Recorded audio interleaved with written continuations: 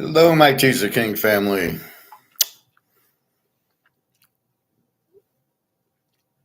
How is everybody today? We will see what happens March 11th, which is in 9 days.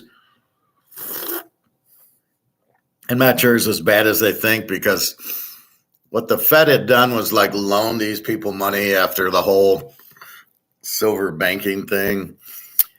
So they'll probably just renew it, is what I think. But we'll see. Let me close the blinds a little bit.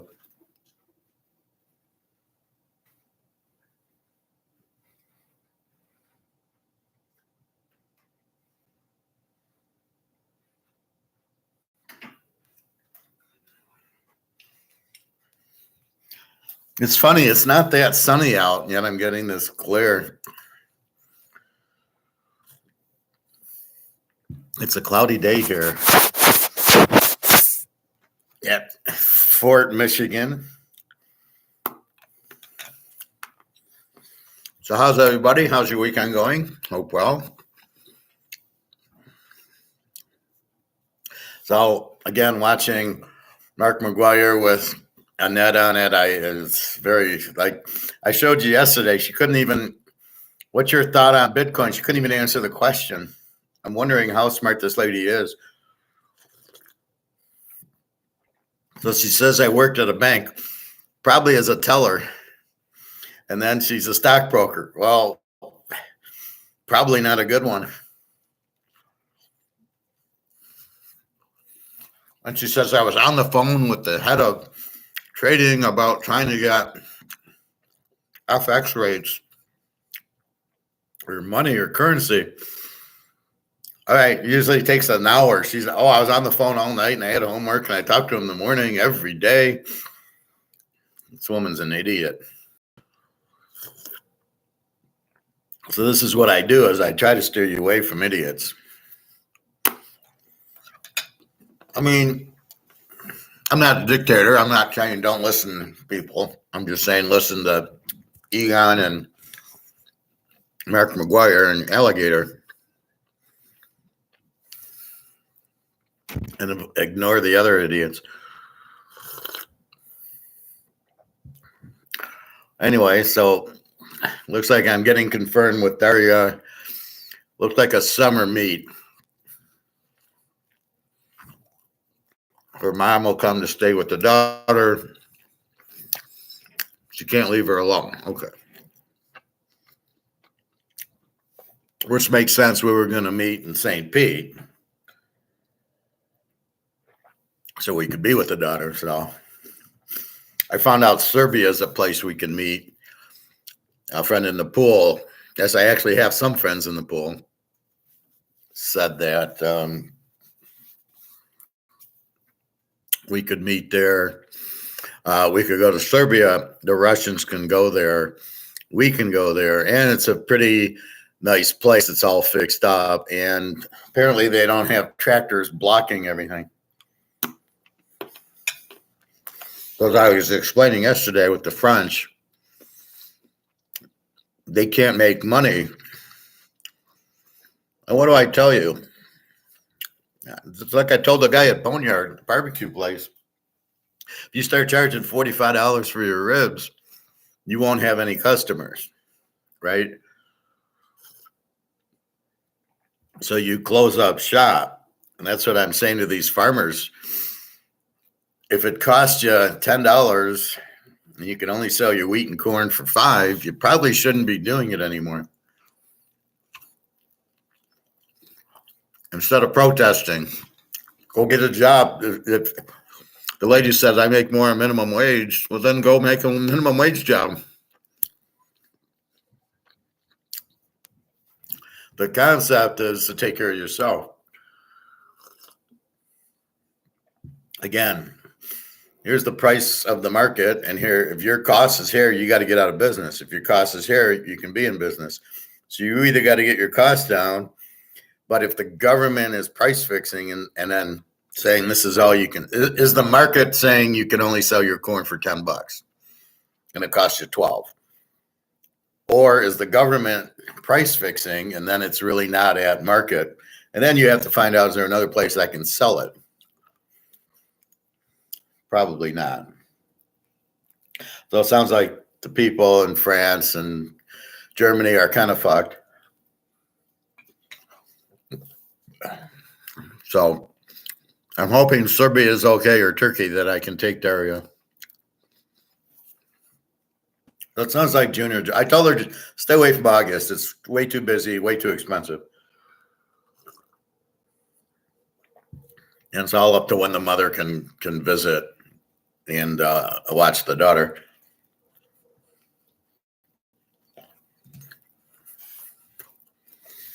Anyway, so that's good news. Submitted to 2 jobs, so I'm hoping that comes through, that I get one of them. Hopefully I can get both of them. And knowing me, I could do both of them, right? That's one thing I never got paid or credit for, is the amount of work I do in 40 hours is what most people do in 80. And yet I don't think I ever, when I work these contract jobs, the productivity never gets, it's get your job done, which I do, but I do it in 20 hours. So I'm sitting there now walking around for 20 hours. Normally in football season, I'll be doing my football. But they can never give me 40 hours worth of my 40 hours worth of work. That never happens. They can't give me that much work.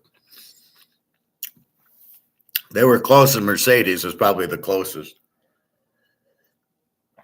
because they kept giving me more and more, and it was still because of different, like, I hate the question, well, what do you do on a normal day? And it's like, there is no normal day. It's finance. If something comes up that day, I'm pulling the ledger, I might have an issue. I might not. If I don't, I'll get into another area.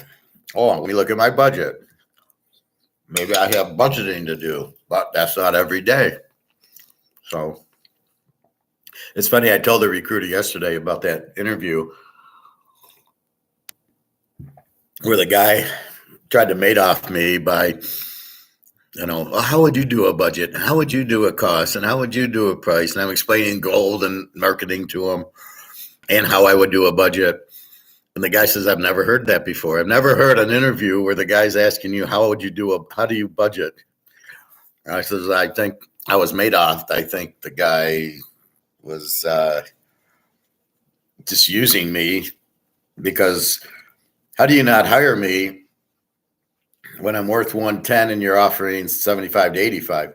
My thought is, because he's an idiot, he took whatever he could get from me, and then he's probably hiring the 75. The person that would take 75 is probably what he's doing. He's probably hiring that because he can get away as cheap as possible, because he clearly doesn't understand finance. You look at return on investment, not cost. So an accountant looks at cost, says, oh, we should only pay 75. A finance guy looks at it and says, well, what's the return on investment? If I hire Howard, he gets twice as much work done. So if I pay 85 or 90, I get so much more work done accurately. It's worth it. But accountants will look at what the cost is, not the return. All right. So let's talk a little. This guy's on every day. I don't know. Again, he didn't know. He didn't know what Bitcoin was. But he seems to always, somebody interviews him and everybody thinks he's the man. I don't know. He comes out with a different point of view.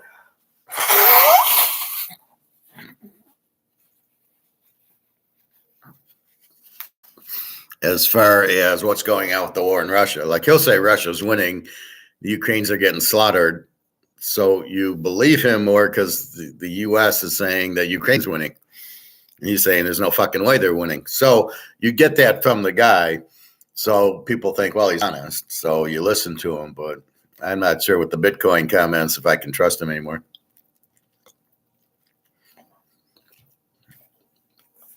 Anyway,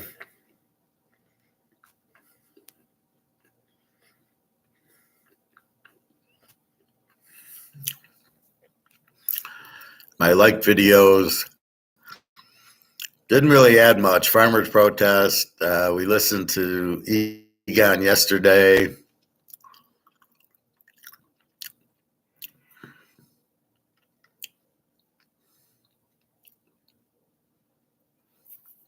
I guess we can play a little bit more of the Egon one. Well, he's talking about the stock market being overvalued. We don't really need Egon to tell us that. We know that. See, I'm very careful, as you know. I'm getting you into gold way ahead of the time. I got you out of the stock market a couple years ago.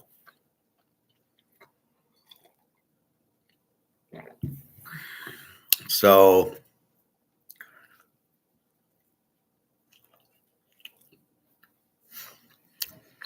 I see it coming, and I act right then and there. I don't. We'll stay in the market until we see it crashing. That's what Greg Johnson's inferring. Oh, Bezos is selling his stock, and he's going to buy Bitcoin. He's going to buy gold. He's going to buy something with it. Again, I'd be out a long time ago, knowing that the market's going to crash. Why would I wait? The same thing with gold. We know it's going to go up. Why am I going to wait? So that's what we look at with gold. Let's talk some poker. Let's see where that leads us as we go down the rabbit hole. Let's see what rabbit hole we go down today. So it's the beginning of the month. So I go on my Tubi, and I go on my Pluto, and I go on my Netflix, and what are my new movies, and what did I lose? And I was a little upset. I lost my Euro trip and my North Dallas 40, and I got Rounders back. Okay. So I watched all I want to watch in Rounders, because I hate Edward Norton, is the beginning where he loses everything, and then the ending when he wins back, and maybe a little of Atlantic City. So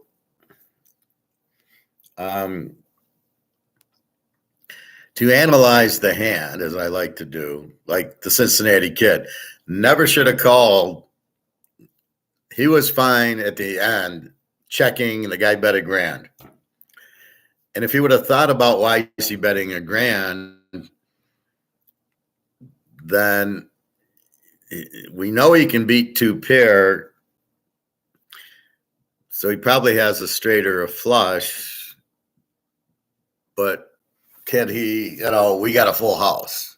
But does he think we've got a full house? That's why I don't think I would have checked. I would have bet 1,000 first. So if I'm Steve McQueen on the Kid, I got the full house, I bet $1,000 to see what he's got. If he calls me, he's got the flush or straight, and that's fine. It's not the hand when all he needs is a jack of diamonds to get exotic on him.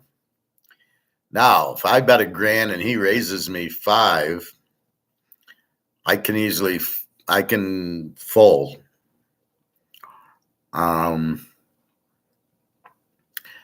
Because then I get the information. Oh no, he's got to put me on. He has to think I have a full house or chance. He's not going to bet $5,000 with the flush if I got 2 pair and I could have a full house, and I let out with $1,000. So I could have gotten away losing $1,000 with that hand that he just happened to hit the straight flush. I got a full house and I lose. But I'm around. I can live to fight another day. And that's really how you play poker.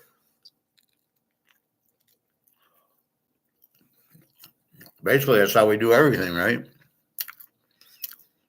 We buy our gold to live and fight another day. We get out of the dollar. We get out of the stock market.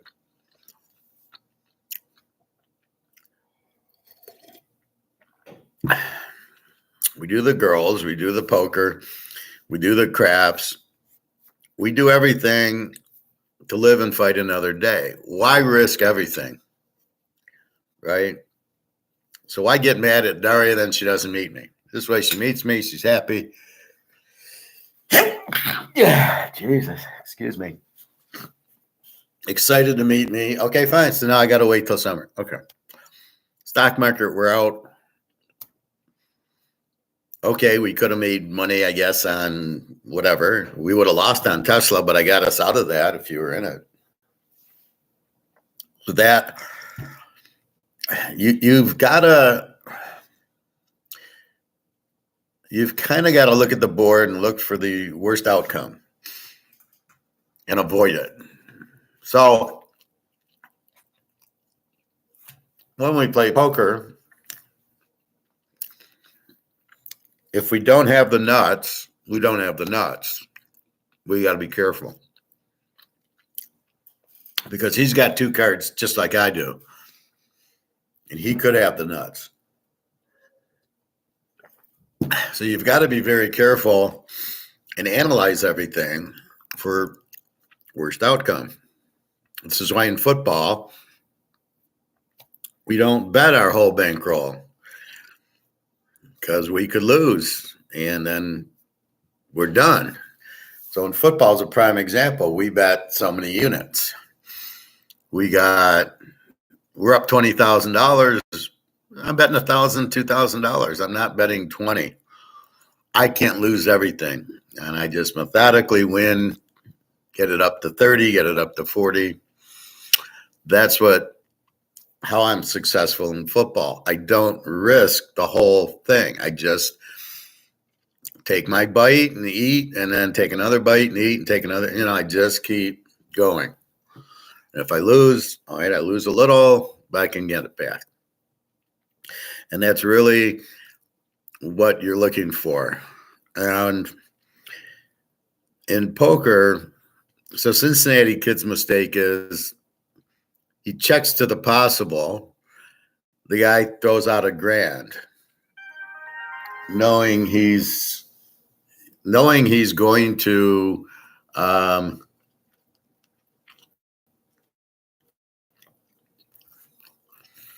knowing that the kid's going to raise, which I'm not sure. The kid has 2 pair and he's checking. Now, maybe the kid didn't check very often during the couple of day poker. And I'm surprised the kid didn't pick up all the tells from the old man, how he plays. Has he taken out 5? Normally what I saw, he would just call. You got to show me the flush. You got to show me the 3 jacks. You got to show me the 2 pair. He was calling. He never raised those hands, right? So you've got to ask yourself, why is he raising $5,000?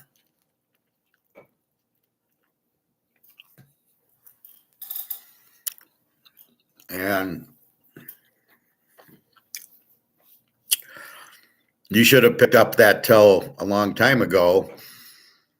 I'm sure you weren't betting and he's calling and you bet and he calls and you got him beat. There wasn't a hand that you bet and he raised you in 5 days. I find that hard to believe. So the kid played it badly from the standpoint of should have let out. I bet $1,000 or $2,000. I mean, let's think logically. The kid's got his full house. He knows he's got the full house. He's looking at it. He's got the full house. And the guy's got 8, 9, 10, queen of diamonds. 5 card. That's it. So there's no community cards. And the question is, does he have the jack of diamonds or a flush or a straight or a pair of queens? What's he going to call me on? What's he going to raise me on?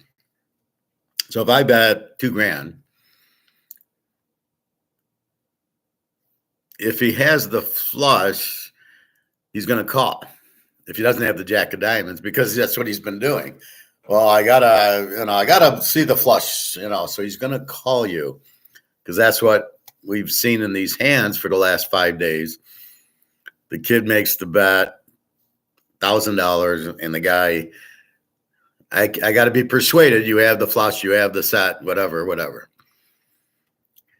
That's how he plays. So if you bet the $2,000, he's going to call you with a regular straight or flush, saying, I got to be persuaded that you've got the full house. Or I'll assume I assume you bet $2,000 into me, you've got a full house. So, okay, I got to call because I got a flush. But if he then raises and he knows you have a full house, you bet that I've got a full house. Now he raises you. So if kid starts with $2,000, the guy's got to either folds because he missed the straight, or whether you assume he's on something. But if he's on queens, right, we know the kid's got aces and tens showing, so he's going to fold, or he's going to make the big bet bluff, but he hasn't shown big bet bluff. Now, we don't see every hand, of course, but probably not a hand you're bluffing. If I got aces and tens and I make a $2,000 bet, you're not going to bluff me off the pot. Right? There's no way. I'm going to call. So if you got just a regular straight or flush, you're calling to see the full house. If you're raising me $5,000-$6,000 on top, well, he actually made it. The kid made it $3,500. He called the $3,500 and raised them. So he actually made it an $8,000 bet, of which the 5 was illegal because it wasn't in play. You can't take money out of your wallet. Oh yeah, it's such a good hand. I want to bet $5,000. I can't lose, so I'm going to bet $5 more grand. So if he does that, the kid can fold, because you don't want to get trapped into the situation where you lose to the jack of diamonds. There's no point in calling it if he raises the $8,000 on that hand.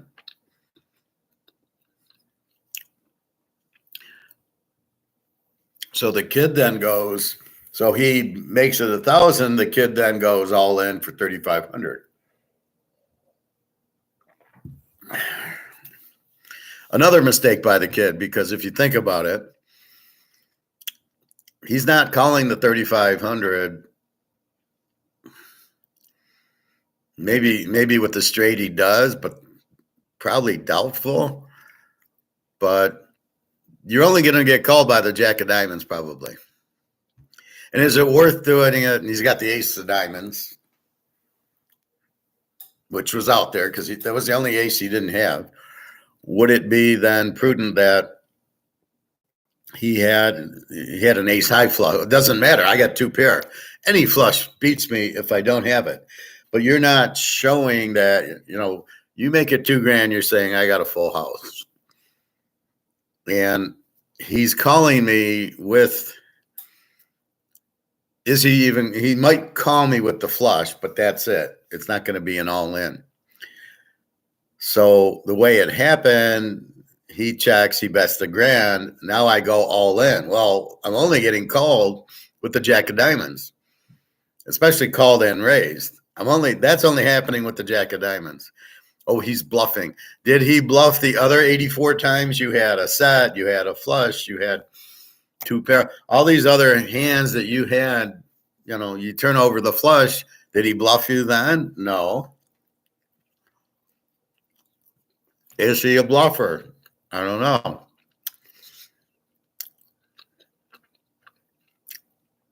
You made the mistake of telling him you knew he bluffed the pig early on. The pig raised, and then he raised him $2,000 or something.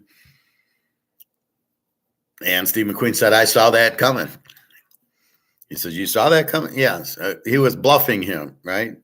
But look when he does it is when that's all the money's in. Now he's putting him to the task.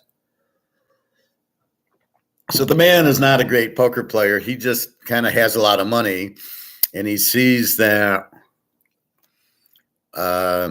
you're all in, or I'm going to put you all in. And are you gonna call me? And most cases you're not. So that's why most cases you got to be careful to raise. Question with the pig raised 900. And the old man comes over the top. Well, what are you raising for, pig? If you're betting 980, then why are you raising? Then if he raises you, why are you thinking? Just put it all in.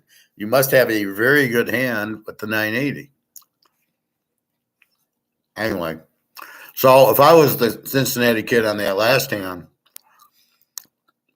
the way it comes out, I got tens and then I got aces and tens. He's got 4 diamonds. I get the full house, and I got to worry about the jack of diamonds. So do I go all in? And if he has the jack of diamonds, I lose. Do I want to play stupidly? And in a lot of ways, it reminds me of Bitcoin, where these people are putting all their money in Bitcoin. It either goes to $1 million or it goes to 0. And if it goes to $1 million, you're not selling anyway. So my thought is, why do the raise at that point? So if I'm Steve McQueen, I got my full house. He's got 8, 9, 10, queen of diamonds. If he's got the jack, I'm fucked. Why do I want to risk everything that he might have the jack of diamonds? So I start off with a bet of like 1,000, and then I see if he goes all in on me, I fold. If he doesn't go all in, if he doesn't have it, he's going to call. That's what I want. I don't want to be faced with the decision of 8,500. But if he has the jack of diamonds, I'm fucked.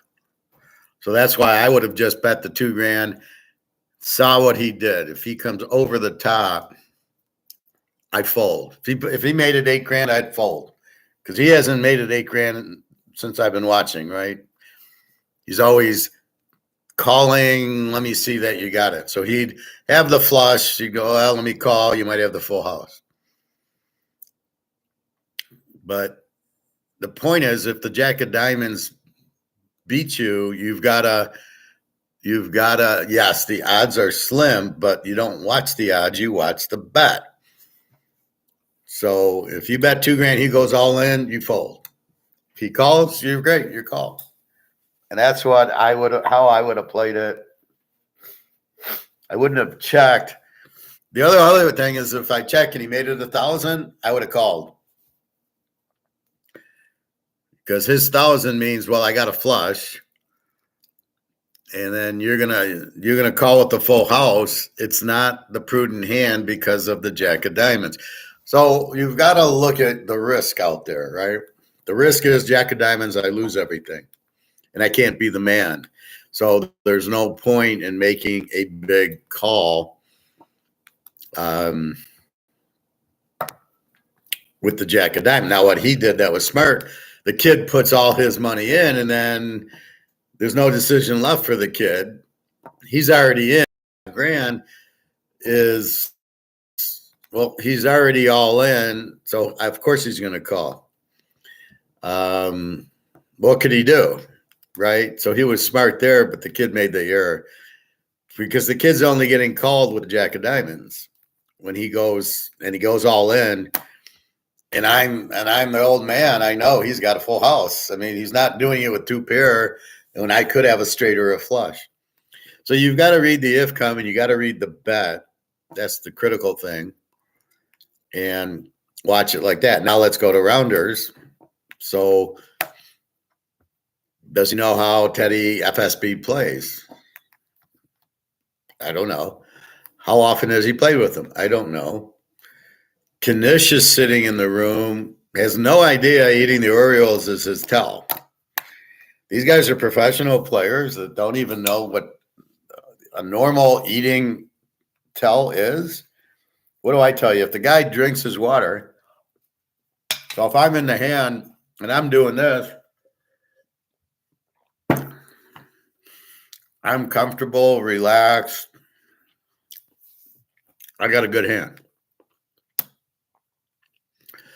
So Damon's first mistake is raising with the ace nine of diamonds. Hey, Real D. I'll watch the tournament a little if I happen to catch it, but not like today. Will I watch college basketball? Probably not. I'll probably turn on an old football game, a good Rose Bowl game or something, but I'm really not into it. I don't like the changes they made. Do Magic and Bird, I remember. Isaiah, I remember in college. You're taking Bobby Knight away. So it used to be in the 70s and 80s was good. But recently, I'm not, and then they take it on these weird channels. I don't have the Big Ten Network and some of these others, so I really don't watch it. But not normally. I don't know any players in college. The ones in the pros are so bad, it's not even worth watching. So I'm not really into basketball that much. Football, of course. Baseball, the lack of talent there doesn't. Again, what we're talking about is people that you would watch. So I really, who am I going to watch in baseball? There's no Mano, Mays, Aaron. So hard to get into it. College basketball, don't know anybody. Pro basketball, I know Steph Curry. Okay, hate LeBron, crybaby. I hate the crybabies. So basketball, not as big a deal to me. Baseball, there's a good pitcher, Verlander, I'll watch, or Scherzer. But outside of that, it's all football for me. It's the only thing that's interesting. Words say the NFL, the NIL deal is ruining college sports. Well, yeah, because it's not professional. You're making it professional. So look at Dylan Gabriel, quarterback, Oklahoma. Pretty good fucking quarterback, right? Had a big season. They beat Texas. He transfers to Oregon for the money. That's not what college sports is about. It's not a job. It's not professional. You're an amateur. And the amount of money they're paying, you've got guys staying in who would be third, fourth round picks who are going, I can get like Cameron Ward, Washington State quarterback. I think he went to Miami and they gave him like $1 million. What is that? He should be at Washington State. They recruited him, so there's no loyalty. He takes the money. Why Miami's paying him is beyond me. Or Uglia Buglia, I think he transferred again. They're paying. I don't know why they're paying these guys. Just recruit them, and that's it. But if you're actually paying these quarterbacks and good running backs, good receivers, I don't know if the defense. That's ridiculous. That's not the intention of college sports. Is supposed to be amateur. And the pros are not going to take it because they're losing players. So in other words, now they gotta compete with Oregon paying Gabriel $1 million. They can't draft them, and then when they so they got to pay him more. It's just it's ridiculous, and then the fans hate it. I hate it. I mean, look, you signed on with Notre Dame and. I was excited when Hartman came to Notre Dame, but they didn't know how to use him. And I'm not a Notre Dame fan. I normally hate Notre Dame, but I liked that Hartman was going there. But they didn't use him at all. And now Hartman's he should be a round draft pick. So it's like that where you're kind of where's the loyalty? You're like I'm Michigan State. And if half the team goes to Ohio State or goes to Southern Cal or somewhere, and then you get players from, Clemson or North Carolina come. I mean, the whole thing's, who am I rooting for? Right? What am I rooting for Michigan if none of the players are Michigan players? Or, it's bad enough in the NFL with the free agency. Like the Lions drafted Hooker, right? So let's start playing him. But if he's really good, you don't want to see him go to Chicago. I mean, he's your guy. So I don't like the NIL. First of all, I think it's supposed to be it's supposed to be a nickel dime thing. If somebody, sells a jersey, Joe Montana, and you buy it and you give Joe $100 because 20 people bought his Notre Dame jersey while he's at Notre Dame so they can make money. But why do the kids they get a free education? It's $100,000 for the free education that you don't have to pay, and books and, books, tuition, food, and housing you don't have to pay for. Aren't you getting something there? And now you need to make money, and half these guys aren't any good anyway. Ward will never do anything in the pros. Uglia Buglia, he's terrible. So I don't like it. I think it's ruining the game. You're asking me about college basketball. The thing I didn't like about college basketball were these guys that played as a freshman and then went into the NBA. Once that started happening, so you can relate to the guy. Oh, he's a good player. Plays the 1 year, makes the tournament. You go, wow, this guy is good. And then he goes to the pros. You never hear from him again because he's not ready for the pros. He's only played 1 year. Okay, Magic played a couple. Isaiah played a couple. At least have him play 2 years. You can identify with Isaiah. You can identify with Magic. Bird played all 4 years. So you can identify with the player, but once you lose the identification, what team is he on? Oh, Gabriel's now on Oregon, not Oklahoma. I bet people bet on Oklahoma next year thinking Gabriel's the quarterback and he's going to be on Oregon. I think it's terrible. One thing for the coaches, they're professional, they're getting paid, and they want to switch. I think it's stupid because you've got to get chemistry. And it's like, how many jobs do we switch because we don't like the manager because they're idiots, right? So we go to a job, we don't like the manager, we leave it. Another job, it's terrible. Then we finally find a job that we like Mercedes for me. I finally find a good job. And I think it's very hard to do. So if you're coaching, you got to have the right kids that you mess with that'll accept coaching, and the players have to get used to different, Gabriel was at UCF, goes to Oklahoma, has to get used to that, plays 2 years there. Now he's going to go to Oregon. He's got to get used to that environment. Is he going to excel there? I know I excelled at Oklahoma. I don't know why in the world a guy switched to Oregon. At best, he'll be the same as he was in Oklahoma. At worst, he'll suck. He'll do like Hartman when he was lighting it up at Wake Forest, goes to Notre Dame, and he sucks. And now it's going to hurt his draft because they're going to look at his Notre Dame stats and not his Wake Forest stats. Look at Scott Frost. He was coach at UCF, and he goes to Nebraska, and we get Bobby and you and me, and we could have beaten Nebraska. That's how bad they were. So it's not that good to keep rotating around. Now, let's say you stay at the school and they give you the NIL. So you're at Michigan and they said, I'm going to give you NIL money and you stay. All right. Still, do the rest of the players get the NIL? Probably not. Probably just your quarterback, and you got a stud defensive end or a linebacker, or maybe you have a really good running back. Outside of that, the rest of the team hates you because you're getting paid and they're not. So it's dividing. How much are you going to listen to the coach? You make more than the coach does, or you make a lot. It's big trouble. I don't like it at all. I think it's a stupid idea. Why do you have to pay students to play football? Oh, because they got a big TV contract. So that goes to the university, and then maybe the university can drop tuition from $100,000. If I had a kid and the kid was going to go to U of M, it's going to be $100,000. Well, maybe, if you're getting all this TV money in and all the money from football, maybe you can drop the tuition to like 10,000.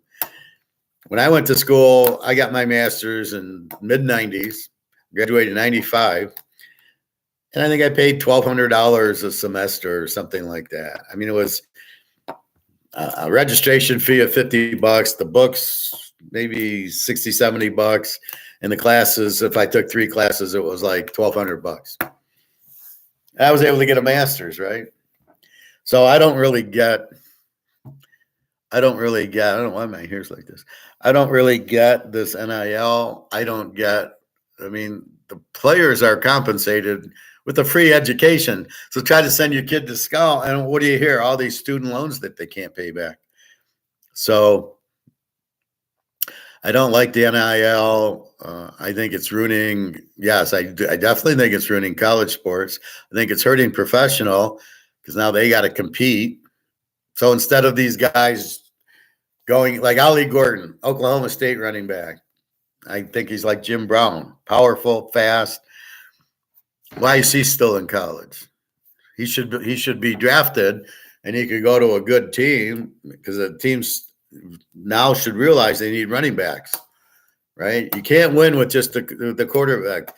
Miami, you can't win with Tagovailoa and Tyreek Hill and no running backs. Mozart's okay, but they lose every big game. They lose all the Buffalo games, all the Baltimore games, lost to Kansas City. So, you don't win on passing offense because they play a 2-deep zone now. They've countered your move. So you're playing chess. I'm going to throw. I'm going to get a quarterback and get all these receivers and throw. And it works for a minute. And then the defense goes, oh, we'll just play 2-deep zone. We'll play 2 safeties deep. And now, you throw a lot of interceptions and you just check it down and your quarterback runs and you score 10 points a game. Now you got to counter that. And the counter is McCafferty, Pacheco, Gale Sayers, Barry Sanders. That's your remedy, is bring in some running. And then if they play 2-deep safety, you run the ball. And they won't be able to stop you. So they'll have to pull a safety down. Now you're playing cat and mouse. I'm going to run. Oh, your safeties are up. I'm going to throw. And now it's an interesting chess match. But not now. It's 2-deep zone and you throw into it and all these interceptions and 10-point games. So, yes, I think the NIL is terrible. Is there an NIL in basketball too, or is it just football? If the basketball players start, it's already, they won and done it, but if they start switching schools for the NIL, I thought it was just college football, but I'm not sure. Anyway, back to our poker conversation with Rounders, because it came back on. So the first bet goes to Teddy FSB, and he checks.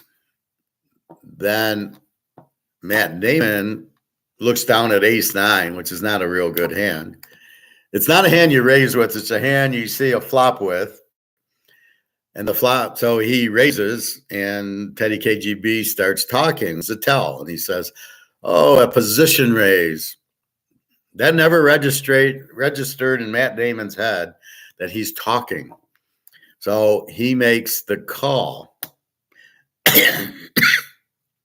He's check called.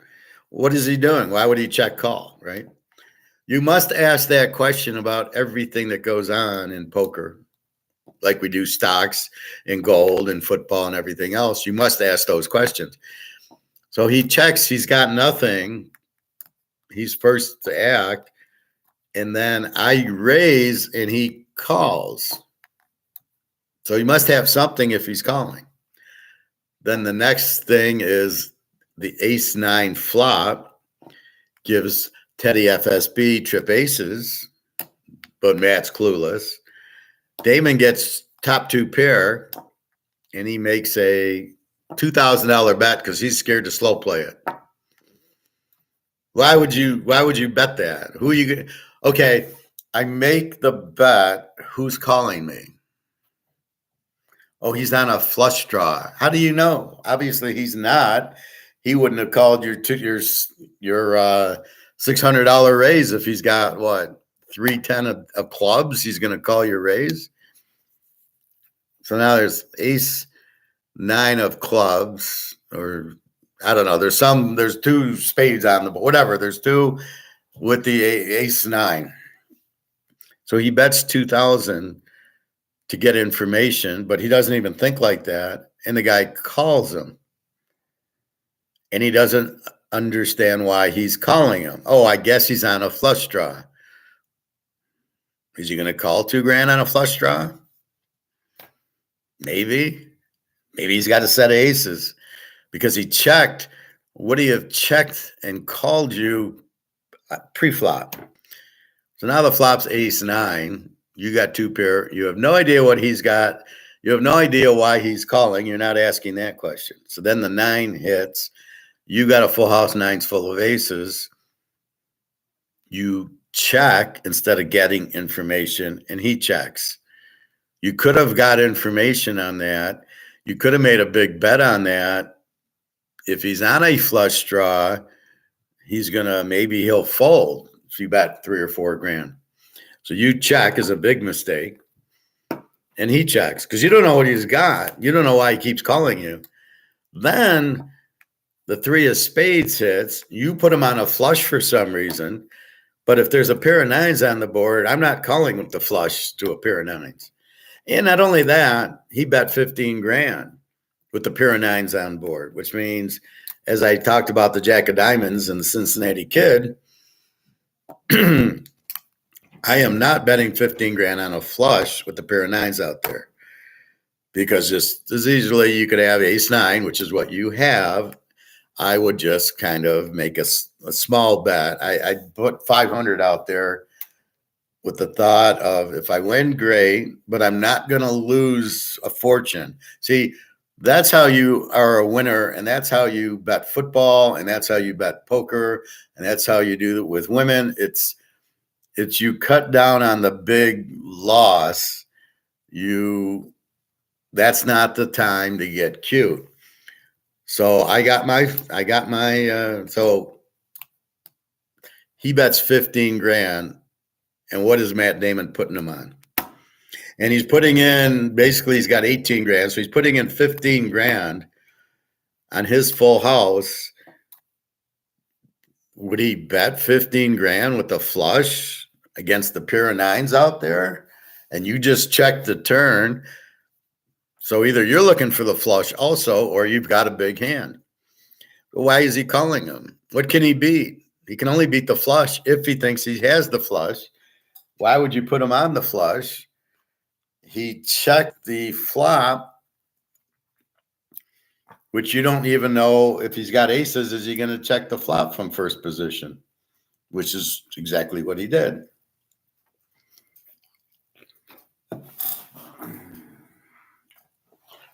So Damon's not picking up why he bet. Doesn't ask himself, maybe he's got pocket aces.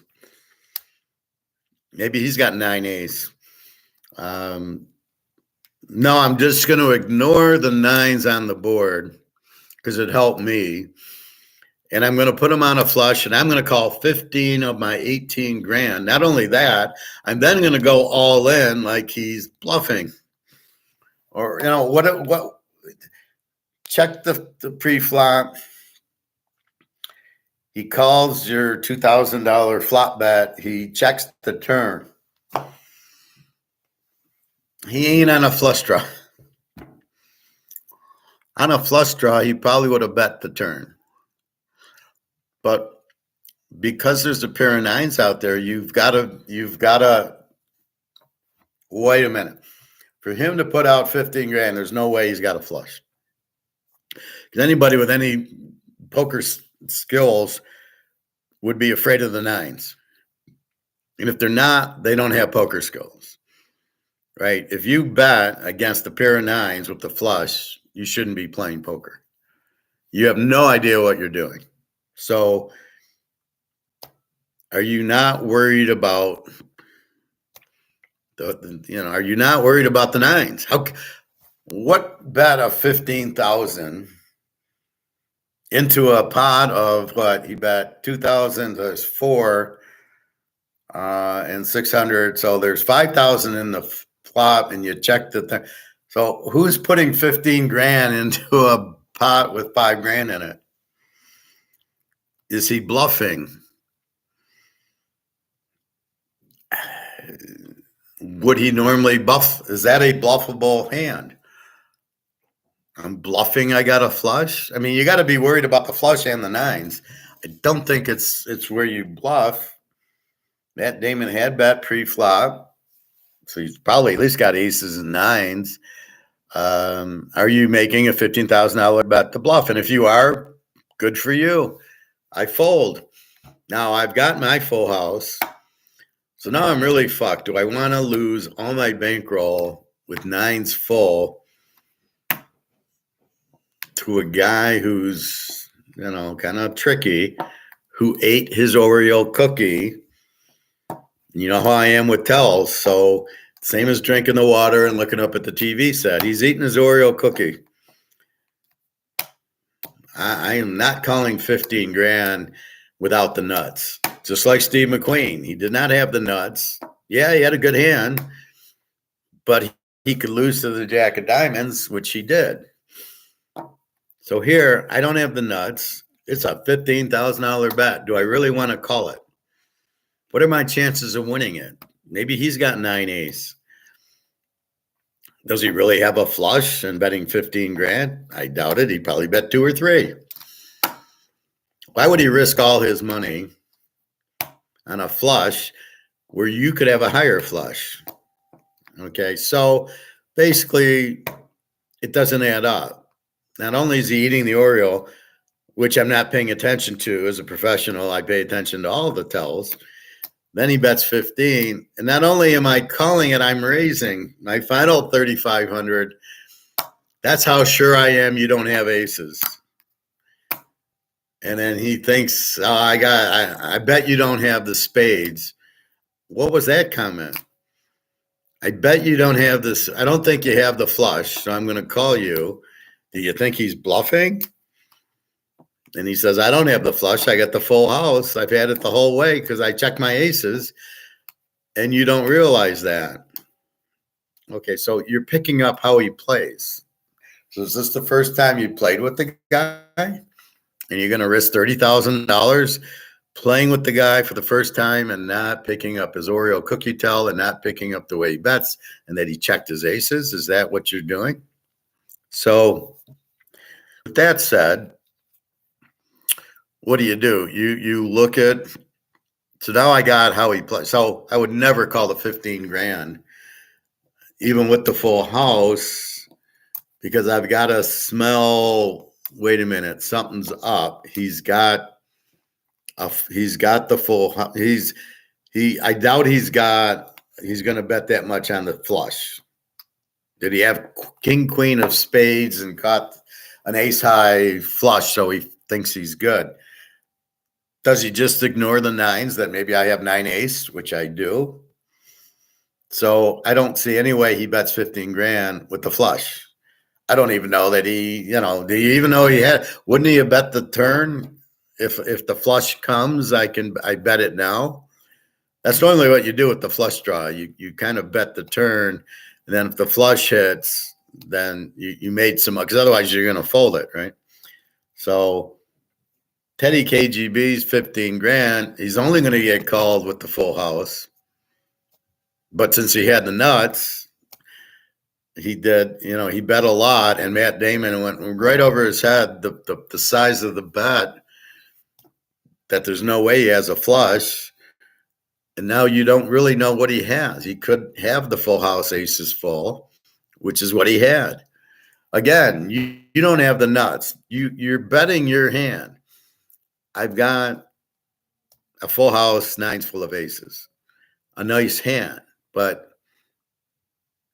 Is it the nuts? No. So you gotta read the other guy. And this is what these guys aren't doing. So if he reads Teddy FSB and he sees that he could have aces, I don't know. He checked the flop. He checked the pre-flop.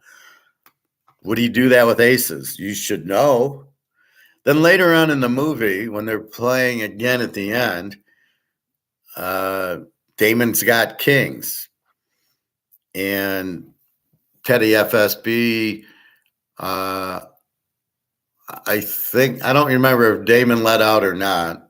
I think Damon bet the kings, and then Teddy FSB comes over the top. Well, wait a minute. He didn't bet his aces, and I got kings, so he doesn't bet his aces. He slow plays them, especially heads up. So you don't know what he's got, right? He doesn't want to say, I got aces. So he's got kings and he bets. So he should know he doesn't have aces because he slow plays them like he did in the beginning of the movie.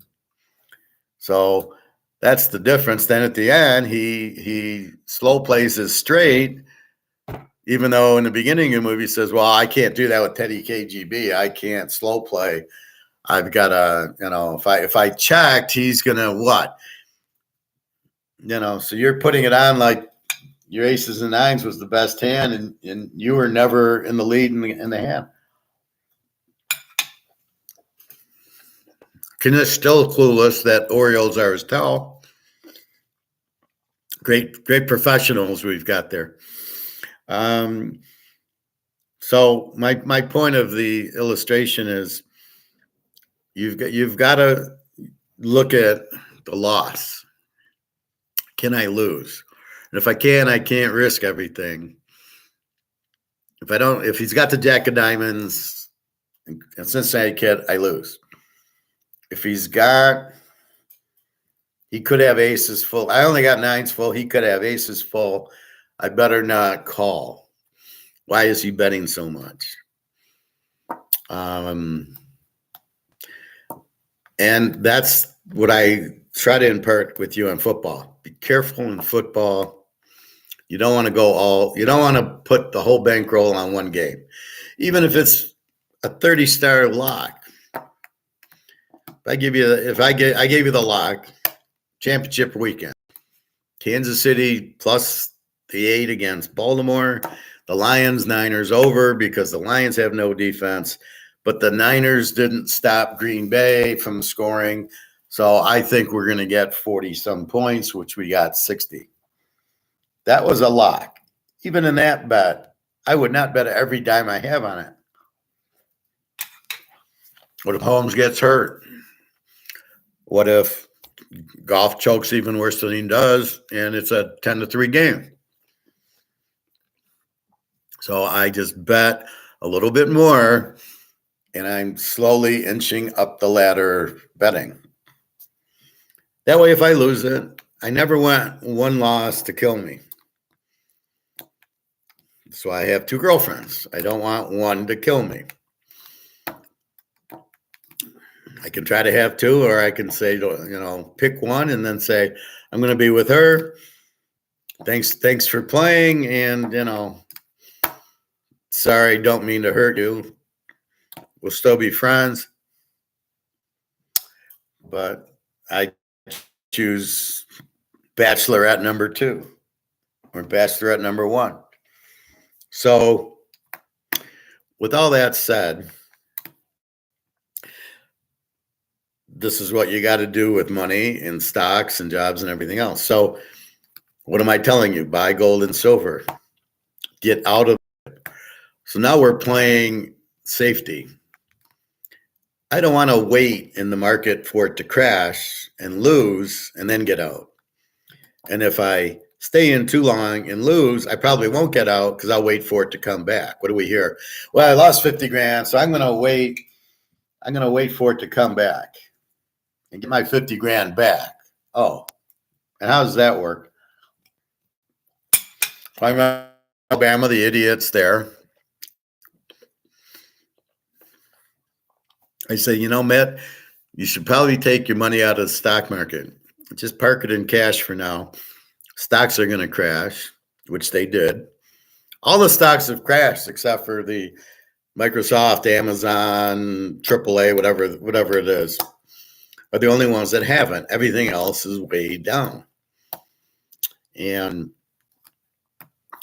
the comment back to me was, well, you're older, I'm young, so if I do lose, I'll wait for it to come back and I'll get my money back that way.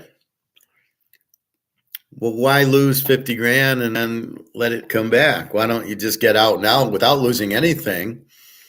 And then if I'm wrong, which I know I'm not, then you get back in it.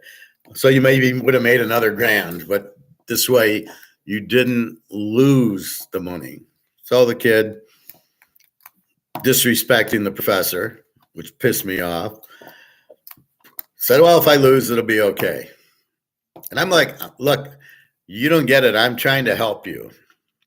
There's no skin in the game for me.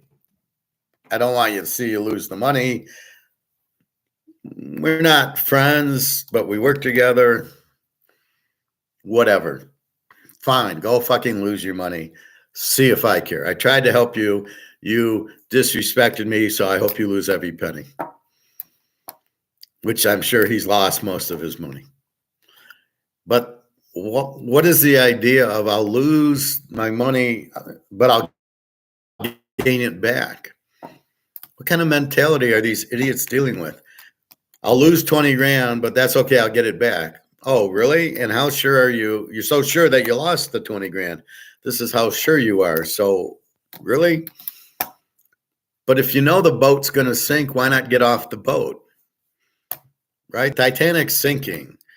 Why stay on the boat until it sinks? And then you're hanging by a door wondering, yeah, I probably should get off the boat like a few hours ago.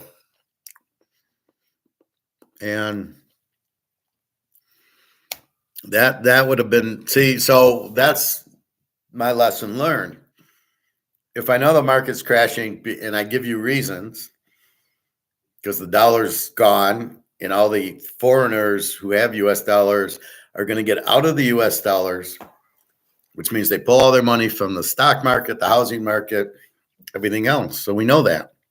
So if that's what's happening, we know it's going to happen. Why would I stay in the stock market? And the stock market's crashing because of the inflation and the recession. Nobody's going to buy the product. The product sales have to be down.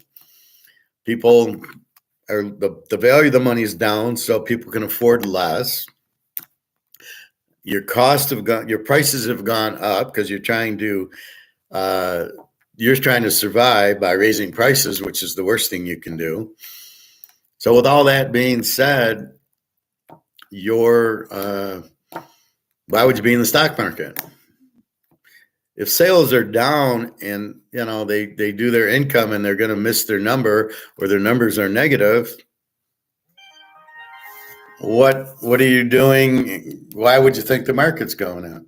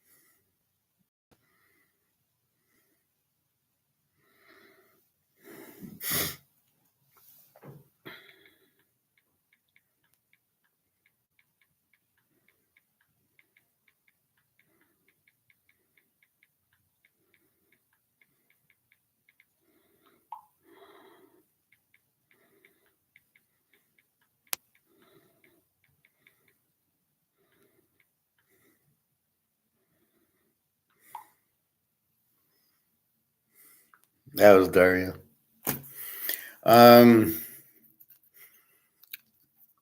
So if you know the stock market's going to crash, why would you wait for your stocks to go down and then give me the incredibly stupid, well, but it'll come back up? Why do you think stocks will come back up? Do you understand what makes stocks go up and down? I doubt it. You just think they go up. What are stocks? They're the companies. You're in the middle of inflation that's huge and a recession. Why would any stock go up? What business is improving when people don't have money because they've made the money worthless? So the only company I would invest in is a gold company. And not a gold miner, but my coin shop that's on the corner where I buy my gold and silver is the only company I would invest in because that's where all the demand should go. So I get out of the stock market because I know the stocks are going down.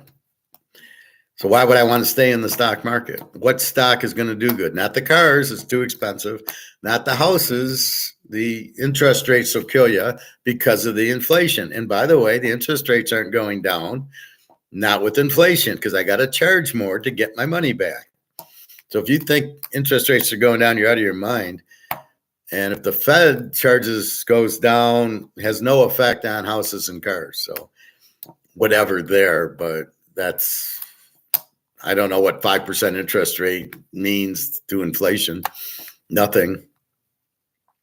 So if you see things are going to happen, how do you take advantage of them? Right? So I'm Teddy KGB. I've got my aces. I've got the flop came third ace with the 9. Got the nuts. The 9 gives me the full house. I'm checking. And then on the river, I'm going to make a big bet because I think you might have got the flush. And maybe you think I got the flush, but I got the nuts. I bet the nuts accordingly. Just like Cincinnati Kid guy, the old man bet the nuts accordingly. I'm going to bet $5,000 because I can't lose. And you're dumb enough to call me with the full house when you can see all I need is the jack of diamonds. Good luck. Forget the odds. The odds don't matter. They don't mean a thing. So why would you think, well, the stock market will go down and come back up? Well, good luck, Charlie, on that. And if it does, you'll know that, okay, inflation's down and, the recession's over and everybody's back to normal. Now I'll play the stock market. You got plenty of time to play the stock market when it's going up.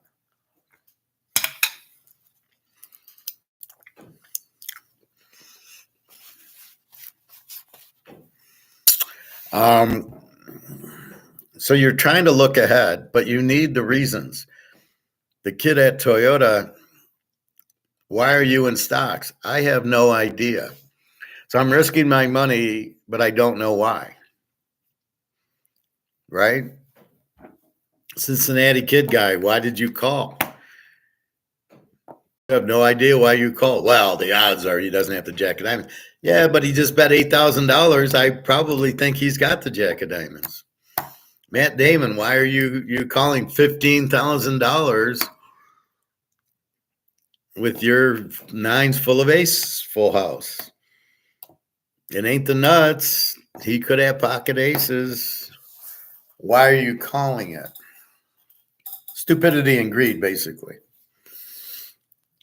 You're playing your hand, but you're not reading the board going, he could have aces, and why else would we make a $15,000 bet? So you always got to be leery of these big bets. You got to respect them and probably fold 9 times out of 10. The guy's making this big bet, unless he's a bluffer, which I didn't. If he was a bluffer, here's how he would have bet if he was a bluffer. So he checks the flop. Damon goes 600, he calls. Aces, 9s come out. I got nothing. Damon bets 2,000. At that point, I make it 10. If I'm a bluffer, I'm going to raise his bet. Okay, Damon maybe calls. Then the turn comes, and it's the other 9, and I'm a bluffer. I don't check. I bet 10 grand. And then Damon starts worrying, whatever. And then the river, now I bet 15 grand. That's how a bluffer bets. He's going to bluff flop, the turn, and the river. He's not going to check. And then, so what have I told you? Remember I taught you about bluffers? the Russian girl at MGM in Detroit, and she would bluff. And what did I tell you? She bets a lot when she bluffs, but when she's got a hand, what does she do? She checks. So you want to read a bluffer, right? She checked the flop, she checks the turn, and she makes some normal bet on the river. I know she's got a hand that she's not bluffing. And I told her that. I know when you're bluffing and when you're not, because when you're not, you're checking and checking, you're not as aggressive. And I says, I know you got a hand. So I'm only calling you with a big hand myself. And what did Teddy FSB do? He checked, then he called the flop, and he checked the turn. So he's not bluffing because he's checking. What does a Tom DeWan do? He bets $80,000 with nothing. I mean, it's all he's doing is making big bets, and he's all trying to get you out. So Tom DeWan, I just put all in. If I got any type of hand against Tom DeWan, he makes the big bet, I'm going all in because he's a bluffer, which means he'll check when he's got a good hand. So by him making a big bet, I know he doesn't have anything, and he's just trying to scare you out. So all you do is slow play him. I check to you, Tom. Oh, I'll bet 100 grand. Okay, I make it 500 grand, and he'll fold, or he's got no business calling, but then that's how you get rid of him. So when Teddy FSB checks and checks, he ain't bluffing. So the 15,000 cannot be a bluff, and it cannot be a flush. So Matt Damon's an idiot that way.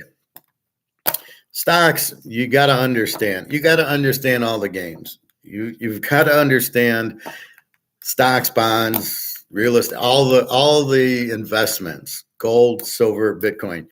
You need to understand what they are and how they work. So with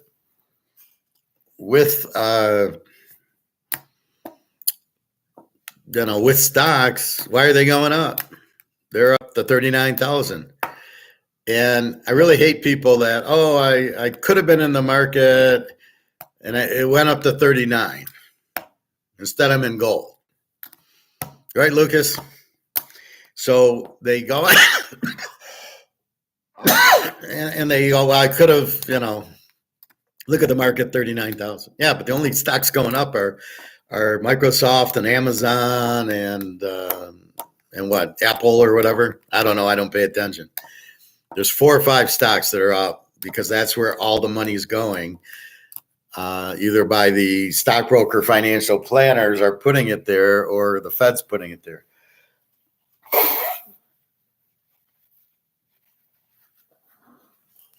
So in other words, that's really the point of it, right? Is understanding. So if 5 stocks are up, I probably want to be in the market anyway. And if they're up, it's a fake to make you think the economy's good. Bonds are getting killed because they got to raise interest rates, which means the value of the bond is way down. So it costs you $100 for the bond and a 3% bond. The bond's now 5%. It's only worth $80. You've lost $20 on your IOU. That you'll never get paid back because we got $35 trillion in debt, which you'll never get paid back for.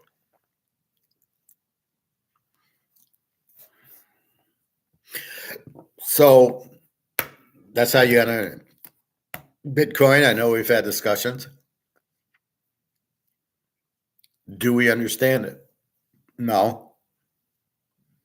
Is it a bluff? No. Is Bitcoin worth 61,000? Good luck answering that question. We have no idea. What is Bitcoin worth? So let's take Bitcoin and Mahomes. What do we know about this card? We know this is free market card. We know it's 50 count. We know it's Mahomes. We know he's won 3 Super Bowls. We go on eBay and we put it out and we get $5,000 back. That's what it's worth. All right? It's worth what somebody's willing to pay. Your house, your car, your clothes, your job, what somebody's willing to pay for you. So if I ask for $100,000, are you willing to pay for that for me? Most of the time I'm getting close, at least now in the recession, inflation. If companies even understand there's inflation, inflation and a recession going on, which most American companies are clueless because most of these people are morons. Very few professors out there. So this is worth $5,000 because somebody's willing to pay $5,000 for it. What is the Bitcoin worth? First of all, you can't hold it. It's not real. It's a digital spreadsheet. It's a computer generated nothing, right? Bitcoin is not money. It is not gold. And money has to be accepted. It doesn't fit. It ain't gold because gold's gold. Gold can only be touched. You can't inflate gold. You can't digitalize gold without having. So you could digitalize it if you actually had it. So if Bitcoin said, you know what, we got 30,000 tons of gold, and we're going to have gold-backed Bitcoin. Okay, now it has a value because it's attached to gold. It isn't. It's attached to money. I don't even know if it's attached to money. It's just priced in money. So what is the value of Bitcoin? What's the value of General Motors? Well, we can see the stock. We can see the financial statement. We can say, well, it's worth about, it's getting about $10 a share because they can't sell too many cars. They do have inventory. It's sort of like other people's money. That movie with Danny DeVito, the real Danny DeVito, not the quarterback, where he walks you through the book value is 25. So he says, you got land, you got equipment, you own these companies, no pensions, no legal shit. So when I add up your assets, your land, your machinery, these other companies, and divide it by shares outstanding, it's worth $25 a share. Okay, so I can sell everything. I can sell all my assets and I can get $25 for it. And the stock's selling at 10. So I know the value of the company by its assets is 25. Okay, that's what it is. What is the value of Bitcoin? Is Bitcoin's value 5? Is it 61,000? Is it $1 million? Do you know the value of Bitcoin? No, you do not, because we don't know what it is. We don't know if it's real. We've got the crypto queen selling one coin that doesn't exist, cheating the Russian mafia out of $16 billion, and she's probably dead by now. Because I don't, the Russian mafia, you don't really fuck around with them. But look who's in OneCoin. The Russian mafia bought $60 billion of OneCoin that doesn't even exist. It's not even real. And the funny part is it doesn't need to be real. All you got to do is just have some gold chain, I guess. What is it? A chain they have, and they put it out on there, and that's supposed to be a big deal. And so you're getting, so they'll buy anything. So what is Bitcoin? What is it? It's not anything. It's not real. It's a computer program, I guess. What's the real value of it? Well, it depends on supply demand. What you'll pay for it, no, that doesn't work. What is the real value of Bitcoin? What is a Bitcoin worth?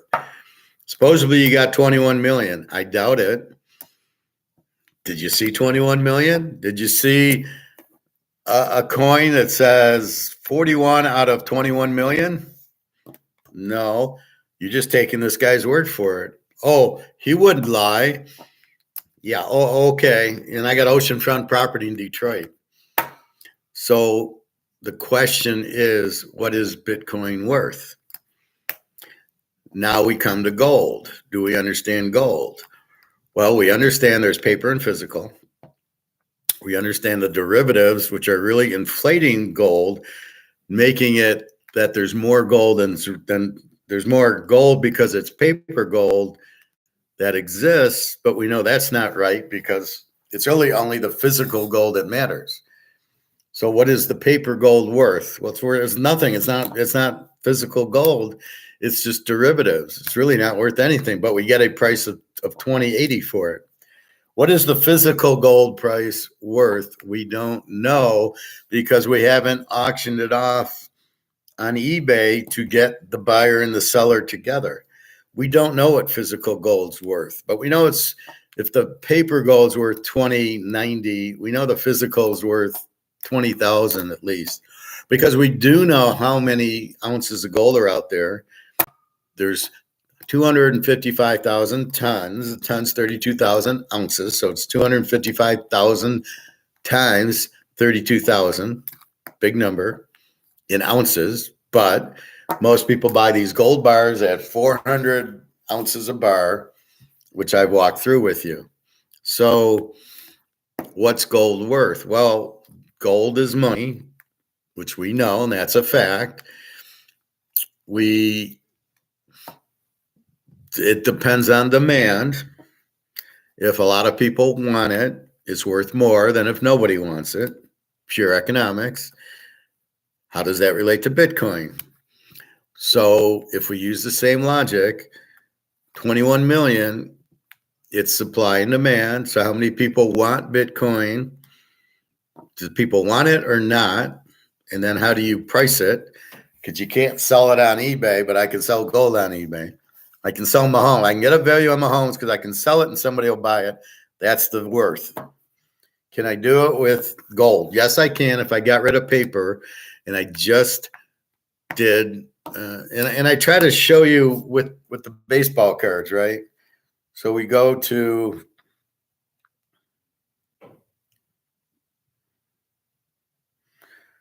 when we go to eBay,